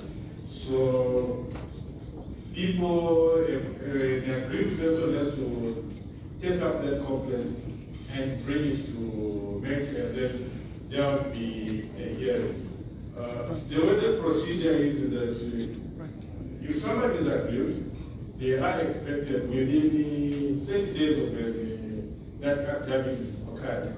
They have to, first of all, have to lodge a complaint with the ensuing media institution. So if somebody has got a complaint against them, they have to go to their and lodge that complaint. So if somebody is going to come to make that, we will not hear that matter. We will throw it back and say, go to Diamond TV. And what we've noticed that there are instances where people would like to come straight to the neck, and we are saying, go to Diamond TV. And some of these things are actually resolved without somebody going up back into the cabinet. We believe you can resolve certain disagreements even by engaging the media institution involved. And that is why we encourage that. First of all, there will have to be when somebody engages the media institution. Only when the media, their dispute is not resolved at the media institution level, that's when somebody can now get to the ombudsperson. The ombudsperson is again able to bring the two disputing parties to resolve their matter. If they fail, that's when you now to come to the media as the final arbiter. And I can assure you, we have not dealt with the matter to the end. Because some of the complaints that have come, I think there was one complaint, the matter that involved Lusaka Sky, the group Lusaka Sky, wasn't a member of the mechanism. And then there was one more complaint against Zanis. Again, we did notice that Zanis is not a member. So that is also one challenge that we are likely to see, that there are some media institutions, for instance, the government media, that are not a member of MSCZ. It is our hope that they will sooner than later be part of the mechanism, so that we all, everybody is held accountable under one umbrella. But it is a very viable mechanism which I think all the media institutions that I've interacted with, they take it seriously. They actually fear the decision of the implication of the decision of the MSCZ or the MEC, that even some have been condemned to a fine. Can you imagine, and I think or even I'll give you an example of IP. Somebody got a court condemning him to pay 100,000 compared to somebody questioning his professional integrity. It's easy, somebody can raise the 100,000 kwacha to pay, but it will be very difficult to build somebody's professional integrity. Something that just end. It is more of a bigger punishment that these journalists, you journalists have decided to say, oh, regulate ourselves and we are ready to take the implications of the decision of the make. If somebody is going to say that you expose me that I fabricated a story or I lied, the consequences are dire compared to even some of people being fined to pay. I think even Costa, you will fear the decision of the bank more than even of the court, because for the court to go through it, they will be able to raise their data number. But something that questions is professional integrity. You will leave it forever. So we hope that as we do a lot of sensitization, members of the public will realize that somebody has to lodge a complaint for the bank. Thank you. I'll switch the same question this time around to the MOA's president. There's been an assertion that especially private media institutions are in a tendency of employing untrained personnel. Is it one of the concerns that probably could have been raised and brought forward as one of the reasons why there is need for media regulation? Also, there was an issue I was raised earlier by Ms. Guardia about delayed salaries. What is MOA's actively doing about that? Thank you so much once again, moderator. First of all, just to say this is as it should be. If we're people that believe in freedom of expression, if we're people that believe in democracy and transparency, we should be able to talk like this. Journalists, media owners, regulators, and so on. This is open dialogue, and this, I think, Chairperson and Misa, this is what we wanted. So please keep those complaints coming, keep those observations coming, because without that information, then we cannot engage in dialogue. So now move on, not move on. And like I said in my speech, through the Office of the Secretary General, what I'm promising is commitment in that, first of all, we are not an act, we are not a union. So if we're given a report, for example, to say there is an issue here and so on, we will engage. We will engage, and I think for me this is the start of dialogue. We are committing a partnership between us and obviously the journalists. But back to your question, I think this issue to regulate the professional conduct and ethics of journalists has fast grown in the last couple of years because of the upsurge of social media. And really, it's more from powers that be, it's more from those in government. I don't think, moderator, it's a challenge to pinpoint or find or to take to action those that are in what I would call traditional conservative journalism, registered newspapers, licensed broadcasters, and so on. They have a fixed board. They have licenses, and like the council has said, there is a two-tier complaints commissioner. The aggrieved person can either go to our council here. Even after they are not satisfied, they can still go to IPA. Even if they're not satisfied, they can still go to the courts. I think the major challenges have come out of pages where the people or the faces behind the pages, the blogs, they have no fixed boards. You don't even know their IP addresses. Somebody is based somewhere out of the country, but they're posting on things that are happening. Unfortunately, even the state and political parties are more using these blogs to defend, to demonize, and fund politics. So we, the professional journalists, are caught in between this upsurge of unprofessional conduct in the cyberspace. But does it call for these stringent cyber laws that we're seeing? I think not at all when it impinges on human rights. So I think this is where the challenge has been, because the challenge to tell me that because we employ unqualified journalists, we cannot be sanctioned is not correct. And I will say something here that may be a bit unpopular, but it's the truth. One of the things we are challenging as MOAs, and we're speaking to the IPA, is to look at the licensing mechanism. If you just give me a bit of time, there are different tiers of licenses that the IPA gives. You're either running a commercial channel, either TV or radio. You are being given a license either for a religious or a community.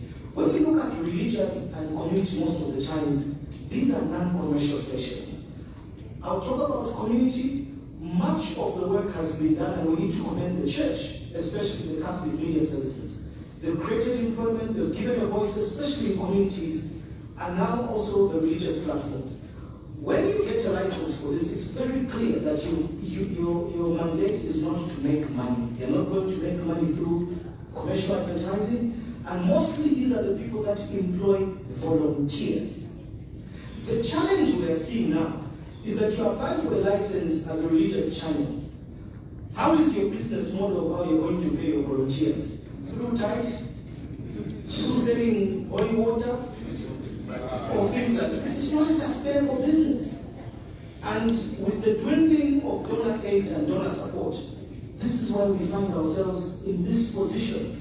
You do not have NORAD as it was then, where they used to buy equipment. SAMDEF and all those media trust funds, I think, Doc, you can remember how things were. We no longer have those. So we need to look at this licensing chair. And also, colleagues, this is my appeal to you as journalists.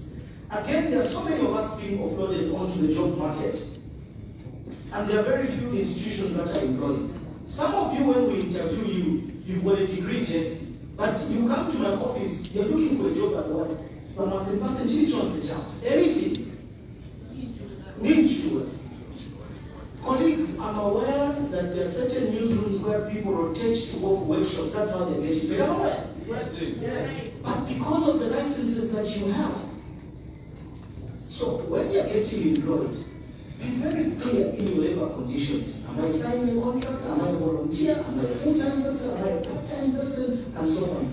Things like NEMA and NAPSA, they are low. There's no media owner or employee here. I can rest assure you amongst our members who can run away from NAPSA. Because using your NRC, using your phone number, you can now check. Even when your salary is checked, it's low. No employer can run away. No employer can run away from NEMA. No employer can run away from pay. We need to pay. But I know charity. Just one other thing that I want to talk about. So we need to strike a balance. But the issue of Blalizo as well. I'm told she's the chairperson of Blalizo.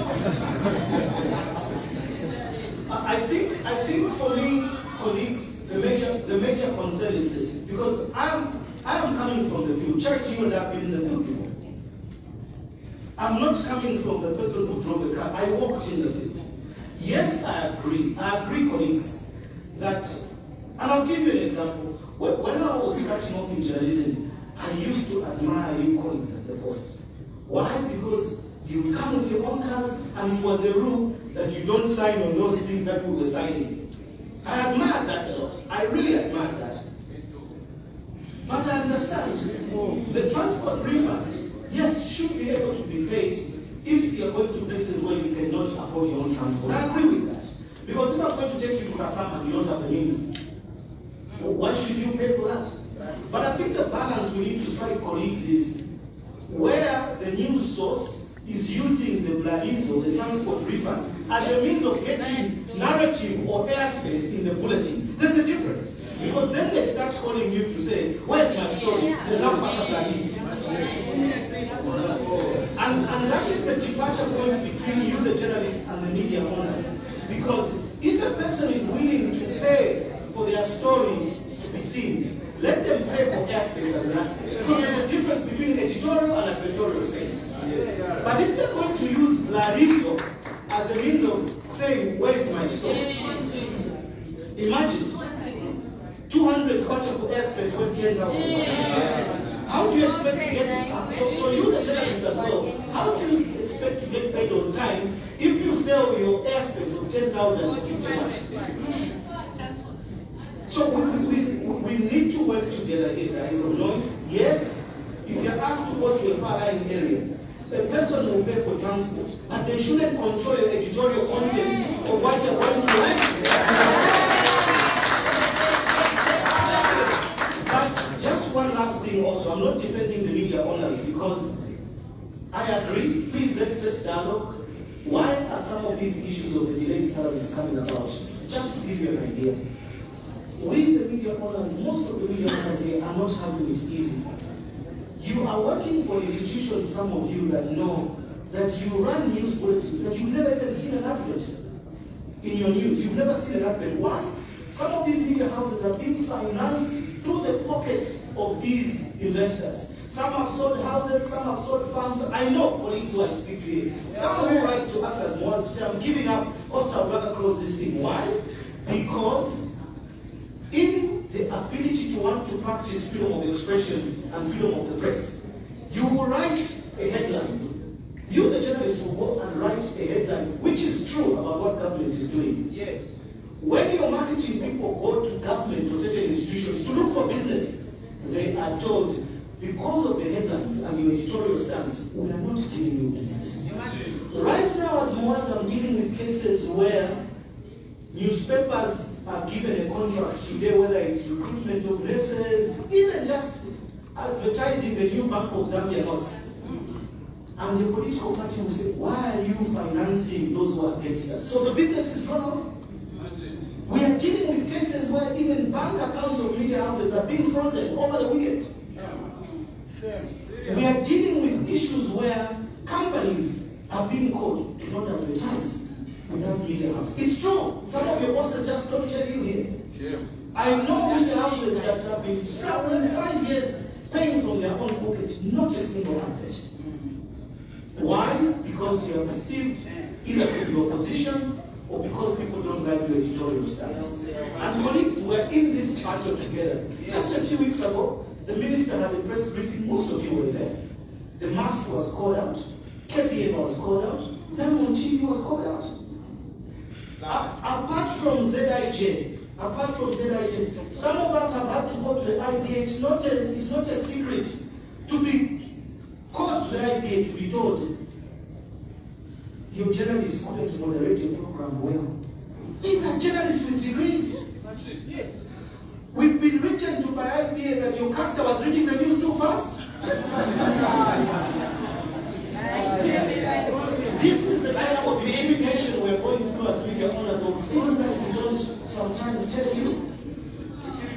Now, I also urge you as our partners, as journalists, because we need to read, guys. We need to read. One of the things that is being proposed in this ZIJ bill, in case you haven't read properly, over the years, it has been like this. If you are a reporter in a newsroom, you've got an editor, you've got sub-editors, and you've got an editorial policy. That's the way it runs. When you go in the field like today, you're reporting on behalf of an institution. If somebody is aggrieved, the institution should provide legal defense for you. A lawyer or what to Misa and so on. What the ZIJ bill is telling us is that no, because IBA deals with closing the stations or dealing with the stations, we want to deal with the reporter directly. Read it. In essence, that's what it means. It means, imagine that if Victoria, my reporter there today, writes an article which Mr. Mujuda feels aggrieved, I, the employer, should say, Victoria, you're on your own. Find your own lawyer. That's what that means. Because saying the journalist as an individual should be censured. That's what this is saying. To say, no, the IBA just deals with the stations. And that the complaint has been because of the wrongdoing of one journalist, a whole station is closed and other individuals lose employment. So what they're proposing in this bill is that pick the journalists set themselves, the journalists have the story idea themselves, because it is true, colleagues, those of us who work in newsrooms, you know that sometimes when you come from the field, probably the angle of your story is changed to shape by the editor. So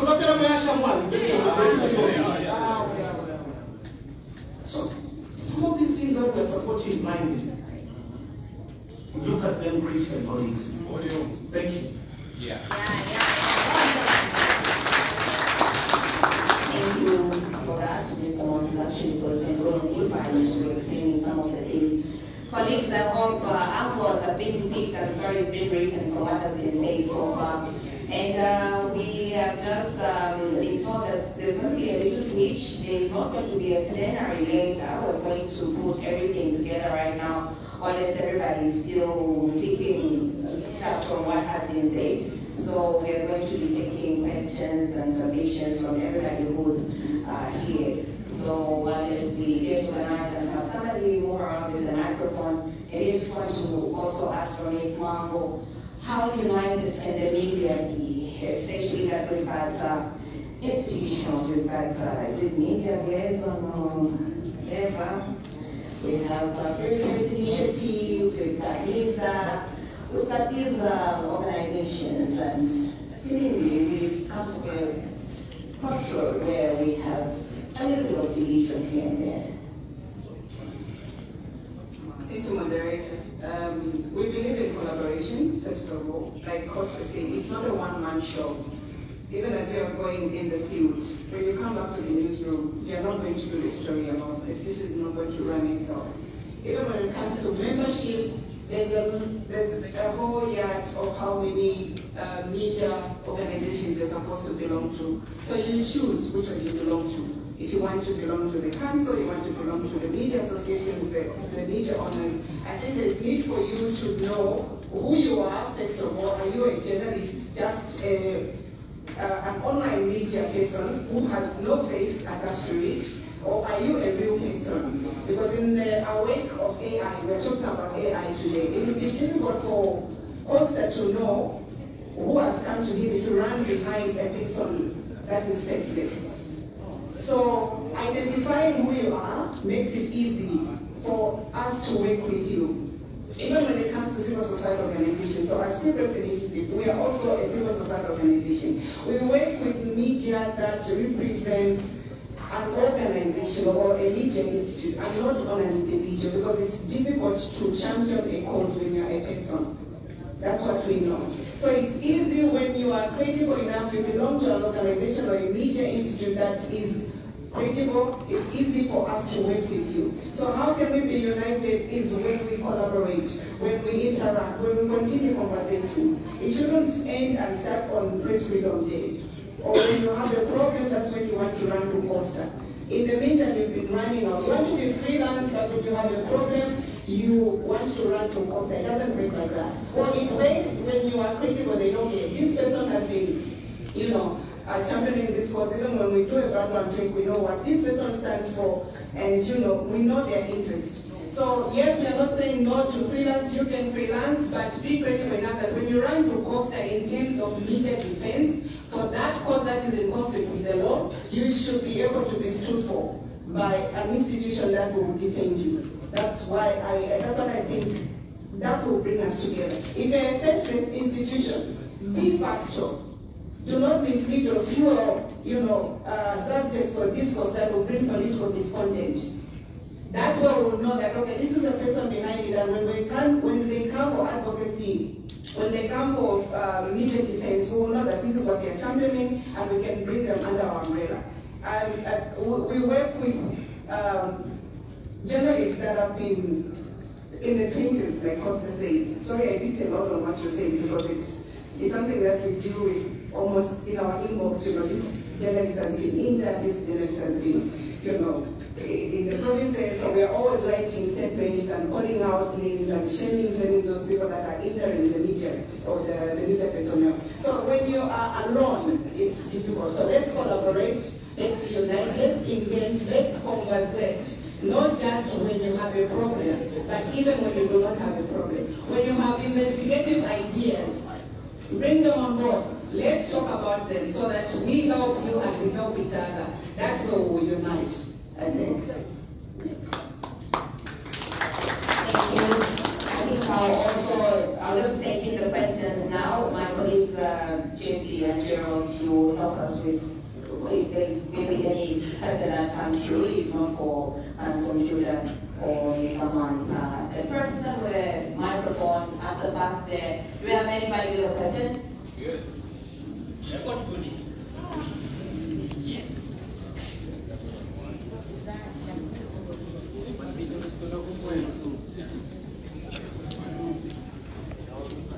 If you have the microphone, can go ahead and ask.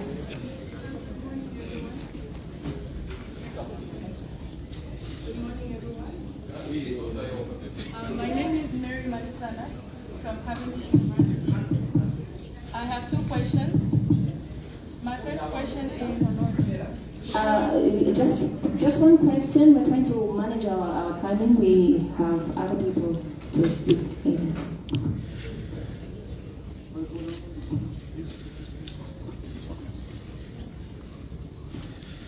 Good morning, everyone.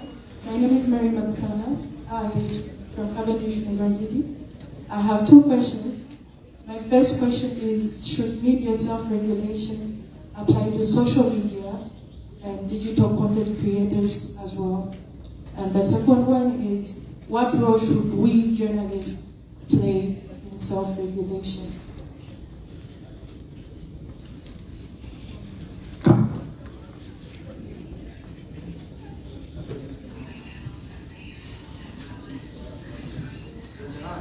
We can have another question. Yes. Thank you. My name is Francis Fellow. Mine is a direct question. First of all, I think I should thank you. You spoke passionately. You made me smile. Seniors.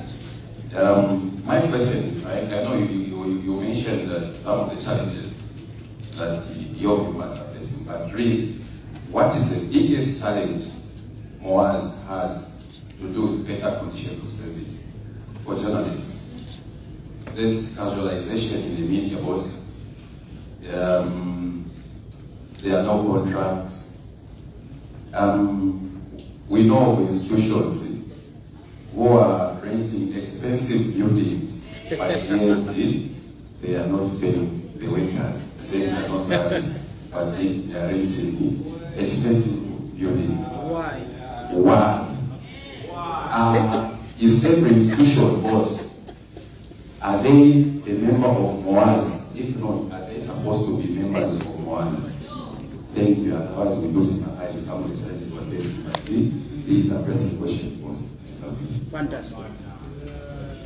We can have another question.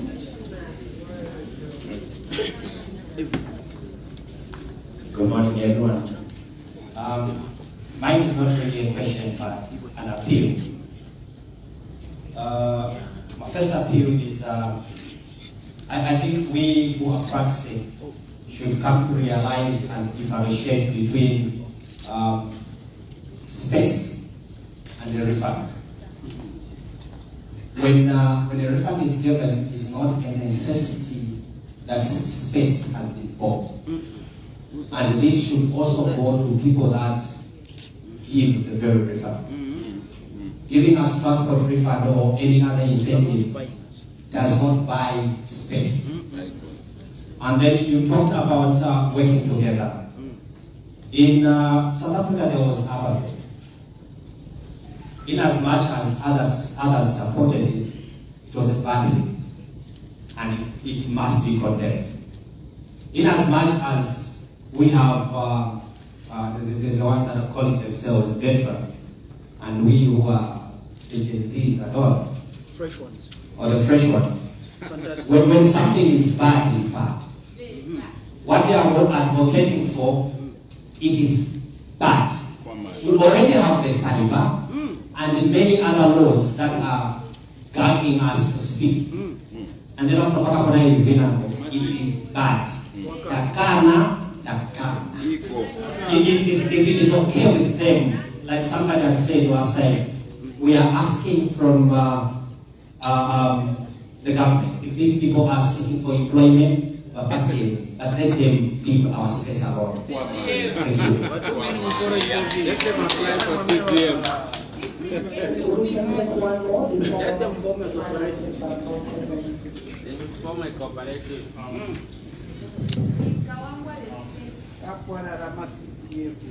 My name is Michael. I'm a journalist for before. I have an observation that make question. The law in Zambia allows anyone who has been trained as a journalist to practice. But the challenge we have now is that we are advocating for a law which is going to regulate the conduct of journalists, those that are in employment, but it does not indicate those that are not employed. Now, if this law passes, it means that it is going to exclude those that are not employed, but they are allowed by law to operate. My question is, what will happen to these people in an event that they get a mischief, which will require some kind of punishment? Because the law in that does not actually punish the person who is not employed in that class. It will not pass. Thank you. I know there was one that was specific to Mr. Wanza, but any one of you can take them up. Let's start with the lady from Cavendish talking about regulation. Thank you. self-regulation apply to the social media? First of all, let's look at social media. And social media is just one of the platforms that we have to disseminate information.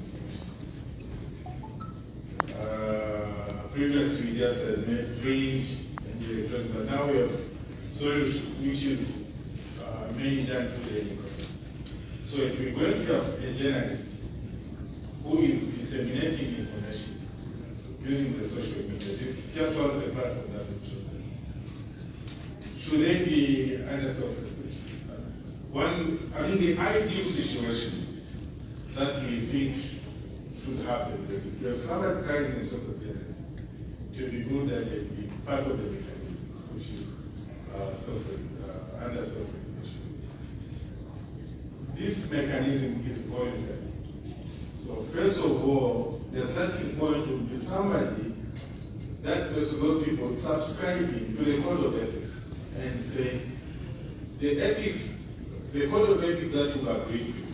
This is the code of ethics which ascribe, for instance, which has given me a narrative of how even issues of Brazil, how a journalist who receives Brazil should treat such a stipend or such a commission, such an allowance, that it should not overshadow the news judgment. The code of ethics that you have, it does give guidelines on that. So the ideal thing would love to see some of these bloggers, some of these content be under regulation. And probably it could even lessen the crossfire that they find themselves in. Like Costa, I think most of the unethical, what some people call unethical reporting or unethical, right? It's not from the mainstream media. It is from those who are using the social media and maybe through ignorance. Just to add on what he has said, so self-regulation prevents undue influence, and I think the ambassador made mention to this. It's an appropriate legislation that is welcome, and it stops you from gagging. But if you are going to use social media to spread misinformation, then you are propagating bad, like we are saying. We shouldn't continue doing bad in the name of content creation. It's just wrong. I like making an example of when our footballer got in an accident and one page that just picked it up and they immediately said, he's dead. And the person was not dead, he's not dead, he's alive. But they used a media that spreads very fast to spread misinformation and disinformation. So if there's self-regulation, there is ethical conduct within yourself as a content creator, because you're also building a profile for yourself. If you're going to be an influencer, be a good influence, not a bad influence. So it is welcome, the self-regulation for social media and content creators. I think it's a welcome regulation for me. That's what I wanted to add. I think very quickly for me, my thoughts are that we need to begin to define what is self-regulation. I think we mistake it for the fact that whether regulation should be statutory or self, there should always be a watchdog to really whip you around. I think for me, self-regulation begins with self in the way of processing the information. And as journalists, as newsrooms, it starts from the moment you're shaping an idea or an angle to write a story or a topic. You yourself, and that is what we do as journalists every day. When I've done an interview, I've done a story, I'm asking myself for these things. Am I accurate? Am I factual? Is it balanced? Is it objective? We ask ourselves these questions every day. That is self-regulation. That is self-regulation. So to say that because social media becomes this, for me I've always advocated social media is not journalism, it will never be journalism. It's just an avenue to distribute information. Should we say because I'm on Facebook or TikTok, I should infringe on his privacy? Because I'm on social media, I should be filming young children, I should be promoting nudity, all those things we know as trained journalists. the do's and the don'ts. So self-regulation begins with the processing of the story before you publish. Many of the times, and I think as professionals, if you find that the journalist has erred, the defense most likely will be that I jumped a few things here to balance, or what may be seen not to be objective because it's in public interest. The public deserves to know that before I could get a comment, there's an outbreak of a disease. Before I could do ABCD, there was going to be a disaster. I think those are the rules that we follow. Like Council said, the currency of any good journalism is truth and integrity. Once you lose that currency, you're forever retracting, you're forever apologizing. Who will believe in your credibility? So none of us, it is so painful for media house. Yesterday we read a story where it is so painful. No one will believe you. So that's what I wanted to comment. The direct question from Mr. Chicago, what is the biggest challenge for media owners, better conditions of service and casualization? First of all, you asked an important question. Is every media house a member of MOMAS? No. We're a voluntary membership-driven organization. So far, we look at membership from a paid-up perspective, but also for people who join us, in that our mandate is to champion media sustainability, especially from a business side. But we are embarking on a lot of community engagement and rollout to many members. We've got 60 plus over members who look at the benefits of the things that we do. Like I said earlier, Francis, yes, I agree that aspects of casualization are still ongoing. But in today's world, I think also labor inspectors, NEMA inspectors, and all these people, we do receive them within our media houses for people to come and check. Do people have contracts? Are people being paid for NEMA? And this is what I'm saying. We are not a union, neither are we there to police our members, but all we can do is engage. Where you tell us there's a problem, we can sit down with the members to say there is concerns. But what I can assure you, colleagues, is that in the current dispensation, it's very, very difficult to run a media house or a business where you are non-compliant. And I'll tell you where it even becomes worse when you ask me what are some of the most difficulties. The story of the Post newspaper was not that they were closed on ethical grounds. It was a tax issue, which again we know people could have paid, but that's not the issue. Why have I given this example? In today's business environment, no media house or business can do business or by way of issuing an invoice, because there's what is called now EGP, the Electronic Government Procurement System.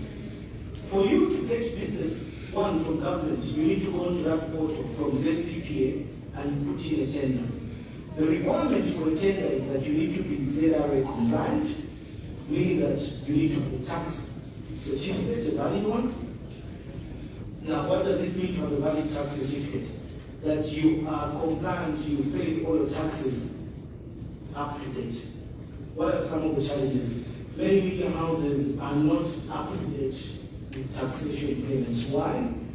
Because even those who advertise don't pay within the 30-day required space, including government itself. Including government itself, there are bills that are owed, some from 2016, some from 2021. So you need to be ZRA compliant, you need to be NAPSA compliant, and that's your issue. With NAPSA, it means your statutory obligations need to be related, which means unless your media houses don't have inspectors, they are not registered with NAPSA. But for me, where I work, we've got NAPSA inspectors who come to look at the books, and the first thing they'll ask for is a contract, and how much a person gets paid, what is their basic pay, what is their lunch allowance, what is their health, and so on. Including NEMA now is low. So if there are these situations of casualization, which we in the media report, the Chinese, the what, I think let's begin to talk about them. All I can say again is commit to you. If there are these issues, whisper to us. We will sit with our colleagues to do the right thing. the decency of a journalist. I get sad when I'm speaking to young colleagues who tell me, boss, go forward away from one booth to the next. I think that's not correct. That we can't have issues of bank accounts. So yes, it's an issue, but not everybody is a member. How do we intend to better conditions of service? It's through this dialogue where we bring these problems to the fore, but also is to begin to look at media as a business. The media industry needs incentives. It needs to be considered as a business. That's how we're going to work together. I think that's how best I can answer. Thank you. Colleagues, I know a lot of you have got a lot of burning issues that you have to address, but time is not with us, and we just also want to respect the people that we have invited, minority team and youth team, for longer than anticipated. So maybe we're just able to continue responsibly and professionally airing our grievances with regards to things that do not really speak out to the media, like statutory media regulation. Right now, I'm going to call upon the Media Self-Regulatory Council of Zambia chairperson, Pastor Amangwe, as he comes here also to bring forth and introduce Dr. Modi. Good morning again, colleagues. I have received a lot of prodding from some of our peers that in our years of practice, we used to draw inspiration from one man and the institution that they displayed great courage and stood for what was right. And also, if you talk about being a courageous journalist, it is probably an embodiment of that. I said to him once in our offset discussions, I said, I draw my inspiration from you. So I would like to give him 2 minutes to come and just give a solidarity message.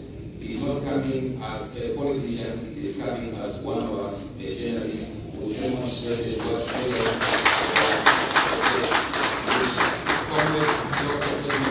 please come and encourage the journalists. So perhaps some of us can pick up your mantle. Diplomat.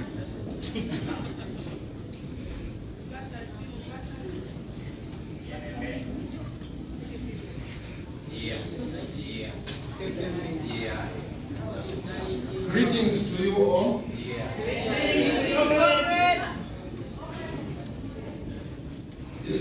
It's wonderful to be here. I haven't been with you for a long time. I've spent a good part of my life in the media. Probably half of my life in the media. I spent 27 years in the media. I've been a reporter. I've been a photojournalist. I've designed pages. I've been a sub-editor. I've been an editor or editor-in-chief. I've been managing director of a media institution. I've worked internationally. I've received many media awards. I'm a cardinal for press freedom. If we looked at it in the Catholic sense, I'm a press freedom hero of the International Press Institute, a UN organization. There are not many of us, there are few of us in the world. My commitment to the media is permanent. It's not transit. It's not transitory. It's sad for me that today you are still dealing with the issue we dealt with more than 30 years ago. I was one of the founders of MISA, as a regional body, and also establishing MISA in Zambia.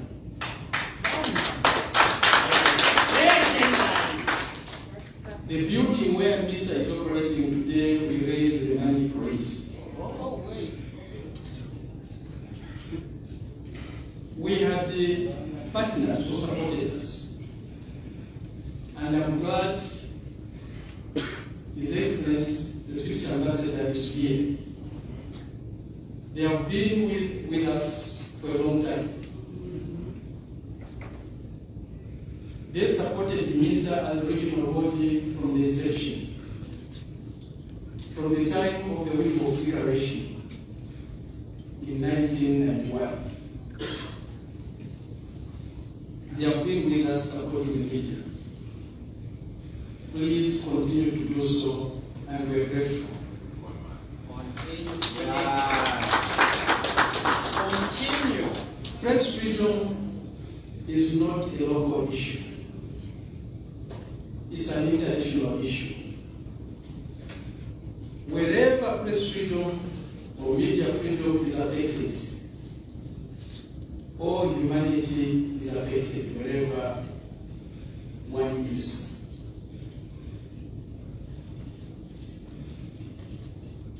I've listened attentively to all the speakers.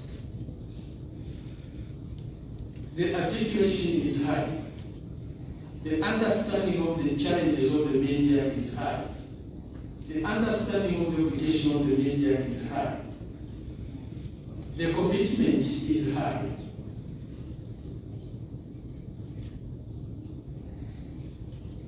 The environment under which the media is operating today are much more difficult than the environment under which I operated as a journalist. It's very, very difficult for media organizations today to raise enough money to pay your salaries. It's not easy. You may be at odds with your employers thinking they don't care. If you put up the balance, things are simply not balancing because the economic environment is not conducive. Our leaders tell us that the media is the fourth estate. If it's the fourth estate, it has duties and obligations, like the first, the second, and the third. There cannot be obligations or duties without rights, or rights without duties. The first estate is funded by the taxpayer. The second estate is funded by the taxpayer. The third estate is funded by the taxpayer. Who funds the fourth estate? My question. My question. Media is not an industry like any other. No. It is a special industry, if it is an industry. The media today does not make the money that the media used to make some time ago. Things have changed. They're coming in on social media. The online publications are in trouble. Google, Yahoo, WhatsApp, Signal, and so on, Facebook, they are taking all the money that is supposed to go to media organizations that are churning out news. Gathering news, processing news, disseminating or publishing news costs money. It has to be paid for. It doesn't come free. But today it's very difficult to sell the media products and raise enough money to cover the costs of gathering it, processing it, and disseminating it. It's very difficult.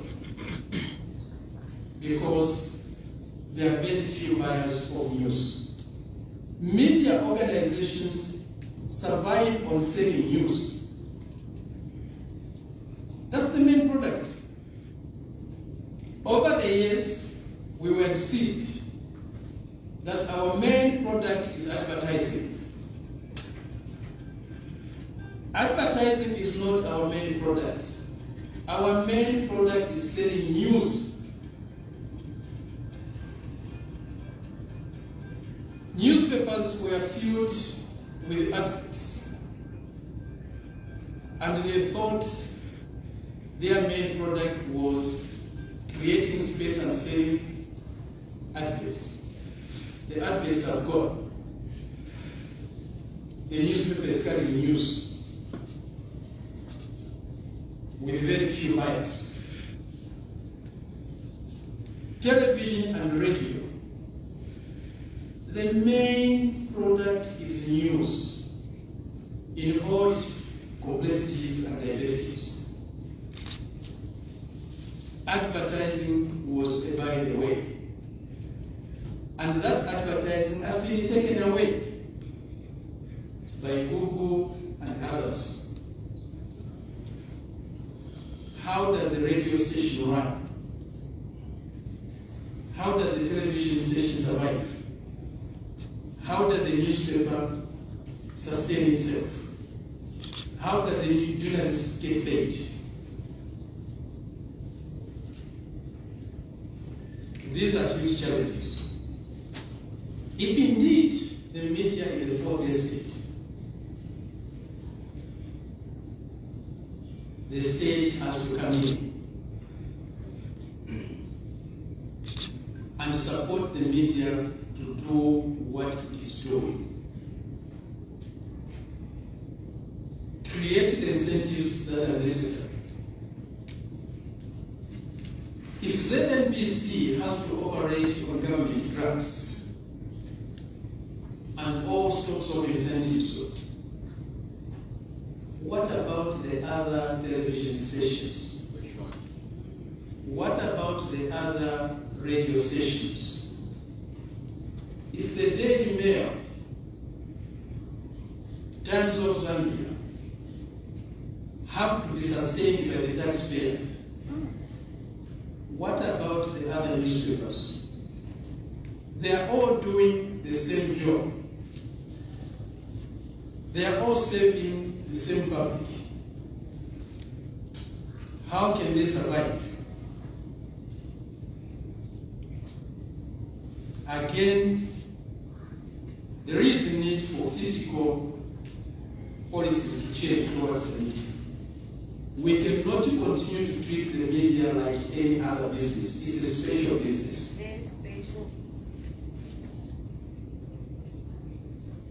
Demanding or requiring special attention.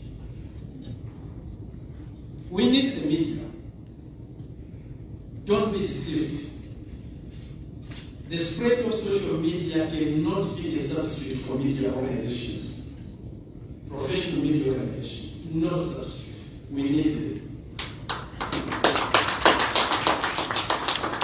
We actually need them more than ever, more than before social media came into being. We need them much more. And if we need them, we have to ensure that they survive and prosper. And in doing so, we have to find mechanisms to ensure that they survive.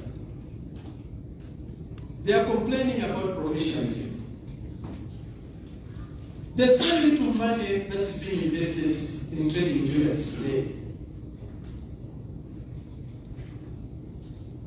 Both from our cooperative partners, the ambassador can testify that they used to put a lot of money in training juniors. They are not doing so. The government also participated. We had SALCOM, which was training in other institutions. Today, the resources being put by government into training juniors is very limited. This is significant. Media organizations used to train juniors. At the post, every year we used to run a 3-month course I was training Juniors personally. Some was participating in that among others. We were training Juniors not only for the post. There are some of you who passed through the post training programs without waiting for the post. We even trained Juniors from other countries, from Namibia, South Africa, Swaziland, Lesotho, Botswana, Zimbabwe, and a few others, including Malawi. We trained them at the post. It was not cheap, it was costly. We had to spend money every year. It was possible to do that because the post was making money. It was possible to do so because the economic environment was conducive for media to prosper. The conditions that existed for the post do not exist today. Even if you took me back to the newsroom to manage a newsroom today, manage a newspaper, I don't think I'll manage. It's not conducive. We will not be able to do the things we did 10 years ago. Things have changed and they have changed very fast. Lastly, the main issue. No statutory regulation. Don't accept that.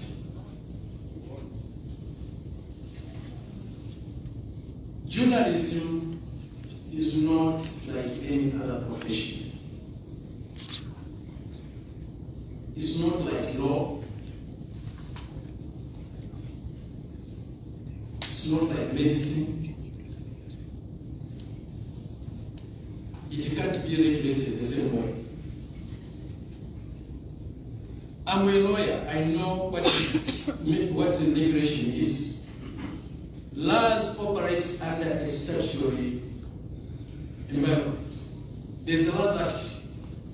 Whatever you see laws doing, there's a law to it.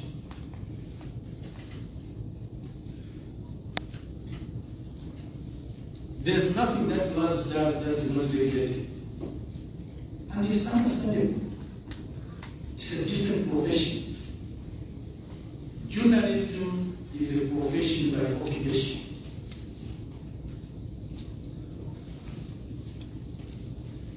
It's a profession by occupation. As Costa pointed out, it survives and it thrives under the freedom of expression.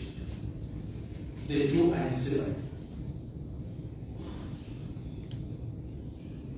What is needed is not media regulation. We have enough laws, more than enough laws, and bad laws for that matter. You are not exempt as journalists from the defamation laws, criminal defamation laws. You are not exempt from the sedition laws. And now there are cybercrime laws that are coming, and they weigh very heavily on you.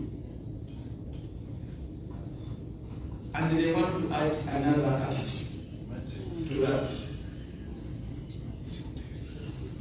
There should be no manipulation that should make you accept that. It's sad that some of our colleagues we train at the post, at a very high cost. Today they have become Judas Iscariot.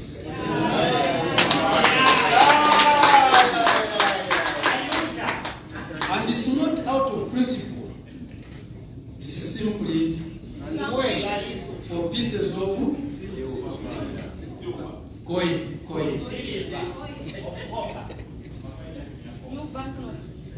But you have to understand that Judas Iscariot is always there. And they have to be fought. Christ had a Judas. Who are we not to have Judas? What more? Let's deal with them. I didn't know until this morning that some of my colleagues at the post have joined the crusade for statutory regulation.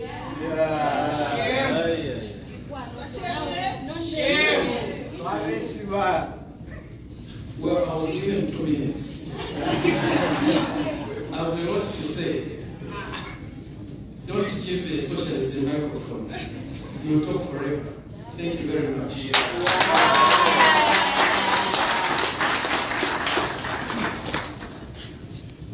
Thank you very much, Dr. Friedman, for those remarks.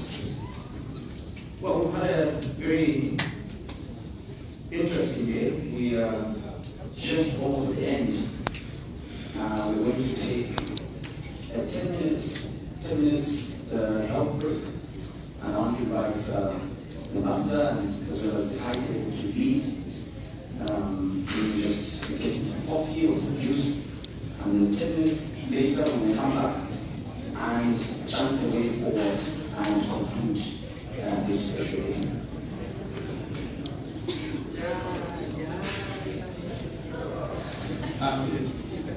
Sorry, after consultation, actually, we seem to have covered pretty much everything that was lined up to be covered today.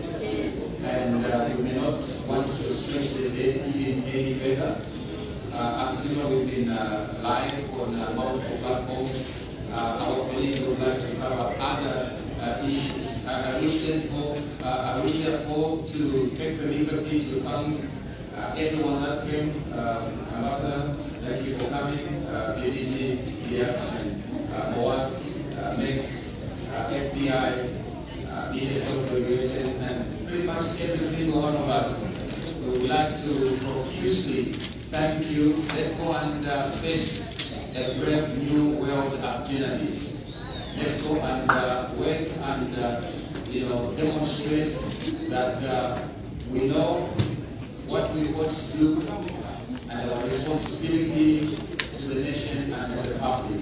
Dr. Nebe, thank you for coming, and I would like to invite all of us to lunch. Don't rush away, don't rush out.